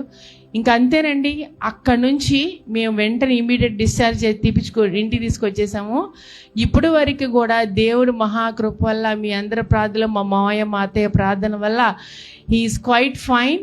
అండ్ ఆల్సో చక్కగా కళ్ళు తెరిచి ఎంతో బాగా నీట్గా మంచిగా ఉంటున్నారు. అయితే కొంచెం నీరసం ఉంటుంది, మరి 83 years కదండి. కాబట్టి దయచేసి మీ ప్రార్థనలు గుర్తు చేసుకోండి. మనం తెలుసుకోవాల్సింది ఏంటంటే, మన పక్కనున్న వాల్యుబుల్ వస్తువు గురించి మనం తెలుసుకోవాలి. ఎందుకంటే మా మావయ్యని గారు నేను అనుకునేది, మన మావయ్య ప్రార్థన అంటే సొంత మావయ్య కదా, సొంత వాళ్ళు అంటే మనకు కొంచెం కాన్సన్ట్రేషన్ ఉండదు. కానీ నిజంగా చెప్తున్నానండి, చాలా థ్యాంక్స్ మామ, మీరు ఇచ్చిన నిజంగా ఆ ప్రేయర్కి వల్లే మా డాడీ బ్రతికారు. అది మరికైతే నేను చెప్తాను 100%. నాట్ బికాస్ ఆఫ్ డాక్టర్స్, వాళ్ళు ఏమి ఇవ్వలేదండి, నాకు అన్ని మెడిసిన్స్ తెలుసు. ఎందుకంటే ఒక్కసారి కదా ఈ హాస్పిటల్కి వెళ్ళటం, 4-5 సార్లు వెళ్ళాను. 4 సార్లు ఒకసారి 1 month, ఒకసారి 15 days అక్కడ హాస్పిటల్లో. నేను ఒక విజిటర్ కాదండి, వాళ్ళకు ఒక మాకు తెలిసిన అమ్మాయిలాగా. నర్సులు కూడా అందరూ మా డాడీని చూసి, ఏంటి బేబీ వచ్చావా, ఐ లవ్ యూ అంటుంటారు మా డాడీని చూసి. నేనంటాను, ఏంటమ్మా వచ్చేది, ఇదేమన్నా ఫంక్షన్ హాలా లేకపోతే నీ ఇల్లు అంటుంటాను. సో నేను ఎందుకు చెప్తున్నానంటే, కాబట్టి మన నమ్మకం ఉంచుకోవాల్సింది మన దైవజనుల మీద, తన ప్రార్థన మీద. వాళ్ళకి దైవజనులకి వేరే ఆశలు ఇంకా వేరే ఏం ఉండవండి. నిత్యం మన కోసమే ప్రార్థన చేస్తుంటారు. మనమైతే వాళ్ళని మన ప్రార్థనలో మనం గుర్తు చేసుకుంటామో లేదో మనం ఒక్కసారి క్వశ్చన్ చేసుకోవాలి. నిజంగా మనం చేసుకోమండి కదా, ఎవరో కొంతమంది చేస్తారు. నేనేదో ఒక్కోసారి జ్ఞాపకం చేసుకుంటాను, అబద్ధం చెప్పకూడదుగా దేవుడి ముందు. కాబట్టి ఇలాంటి ప్రార్థన, అలాంటి సహవాసం మాకు ఇచ్చినందుకు దేవుడికి స్తోత్రాలు చెల్లిస్తూ, ఈ సాక్ష్యం మీరు ఓపిక విన్నందుకు కూడా చాలా థ్యాంక్స్ అండి. ఇంకా మీ ప్రార్థనలో మా డాడీ గురించి, నా గురించి, మా బాబు గురించి, జాబ్ గురించి దయచేసి మీ ప్రార్థనలో ఒకసారి జ్ఞాపకం చేసుకొని ప్రేయర్ చేయమని అడుగుతున్నాను. థ్యాంక్ యూ సో మచ్ అండి. థ్యాంక్ యూ మోయ. మేబీ యాక్చువల్గా జరిగింది నాకు తెలియదు, తర్వాత చెప్పింది నాకు ఫోన్ చేసి, దేవుడమ్మా యేసయ్య మనం నమ్ముకున్న దేవుడిని విశ్వాసంతో అడిగితే తప్పకుండా చేస్తాడు. అది తారాప్రకాష్ కావచ్చు, ఇక ప్రసాద్ గారు కావచ్చు, ఎవరైనా కావచ్చు. అమ్మా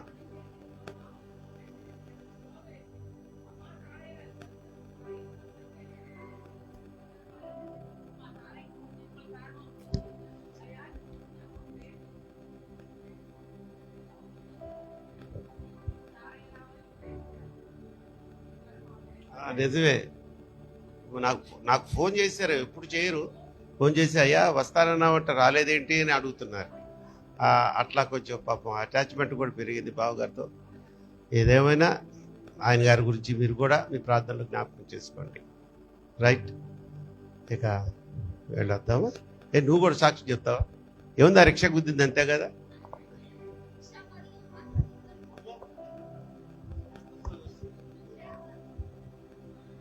అందరికీ ప్రైజ్ లాడు.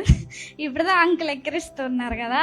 నిన్న ఈవినింగ్ చిన్న పనుండి మా సార్ ఏదో చెప్పారని వెళ్తుంటే కుక్క వస్తుంది ఇటువైపు. ఇటు కుక్క వస్తుందని ఇటు జరిగేసరికి రుక్ష వెళ్ళిపోయాడు కాలు మీద నుంచి. నాకేం అర్థం కాల. ఒక నిమిషం అలా ఆగిపోయి ఉన్న, నా కాళ్ళు కదపడానికి అవ్వట్లా. ఫస్ట్ నేను వెళ్ళి ముందు ఆయనతో ఏమన్నా మాట్లాడదాం అనుకుంటున్నా. ఏంటి అంకుల్ చూడట్లేరు ఏంటి అని నేను అందాం అనుకుంటున్నా. ఆయన చాలా పెద్ద ముసలాయన, ఆయన రిక్షాలో ఉన్నారు జనాలు, ఇంకా బరువు ఉండిద్ది రిక్షా. నాకేం అర్థం కాదు. ఒక నిమిషం అలా ఆగిపోయి కాళ్ళు చూస్తా కూర్చున్నా. 3 ఏళ్ళ మీదకి ఎక్కేసింది కాళ్ళు, చిన్న ఏళ్ళు ఫస్ట్ 3 ఏళ్ళ మీదకి ఎక్కేసింది. ఏంటి నాకేం అర్థం కాదు. ఒక నిమిషం అలా ఆగిపోయి నాకేమో తెలియకుండా కంట్లో నీళ్ళు వచ్చేస్తున్నాయి. అక్కడేమో ఎవరు పట్టించుకోవడం కూడా పట్టించుకోవట్లేదు. చాలా మంది జనాలు ఉన్నారు, అటు ఇటు తిరుగుతున్నారు, కానీ ఎవరు చూడట్లేదు కనీసం. అలా 2 నిమిషాలు అక్కడ ఉండి ఉండి ఉండి ఇంకా మనసులోనే చిన్నగా అనుకొని, అమ్మో వేసేయలేదు, నేను నడవాలి, ఇంకా వెళ్ళాలి ఎలాగైనా అని చెప్పి కొంచెం అలా అలా అనుకొని నడుచుకుంటూ వెళ్ళిపోయాను. ఏం కాలేదు. ఇంకా నొప్పి వస్తుంది, కొంచెం తిమ్మిరి పట్టినట్టు అలాగా లాగింది చాలాసేపు కాలు. అలానే 2-3 సార్లు తిరిగా అదే ప్లేస్లో. మళ్ళీ 2 సార్లు మళ్ళీ పనుండి అటు ఇటు 2 సార్లు తిరిగా. ఏం కాలేదు. మా సార్ ఏంటమ్మా కుంటుందో అని అడిగితే ఇలాగా రిక్షా ఎక్కేసింది సార్ అని చెప్తే, అంకుల్ దాంజోలు నువ్వెందుకు వెళ్ళావా? నేను వెళ్ళలేదు సార్, ఆయనే వచ్చి నా కాళ్ళ మీద ఎక్కిచ్చేసాడు అని చెప్పా. అయిపోయింది అది. రాత్రి స్ప్రే చేసుకొని 2 సార్లు పడుకున్నాము. ఇప్పుడు దెబ్బ తగిలింది, ఈరోజు ఏముండదు, రేపు పొద్దునకి నాకు తెలిసిద్ది, రేపు నొప్పి వచ్చేసిద్దేమో అనుకున్నా. దేవుడి వల్ల ఏం లేదు, బాగానే ఉంది, నడవగలుగుతున్నాను.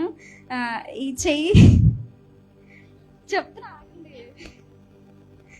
ఈ చెయ్యి ఒక 2 డేస్ బ్యాక్ మా షాప్లోనే స్టెప్స్ ఎక్కుతూ జారి పడిపోయా.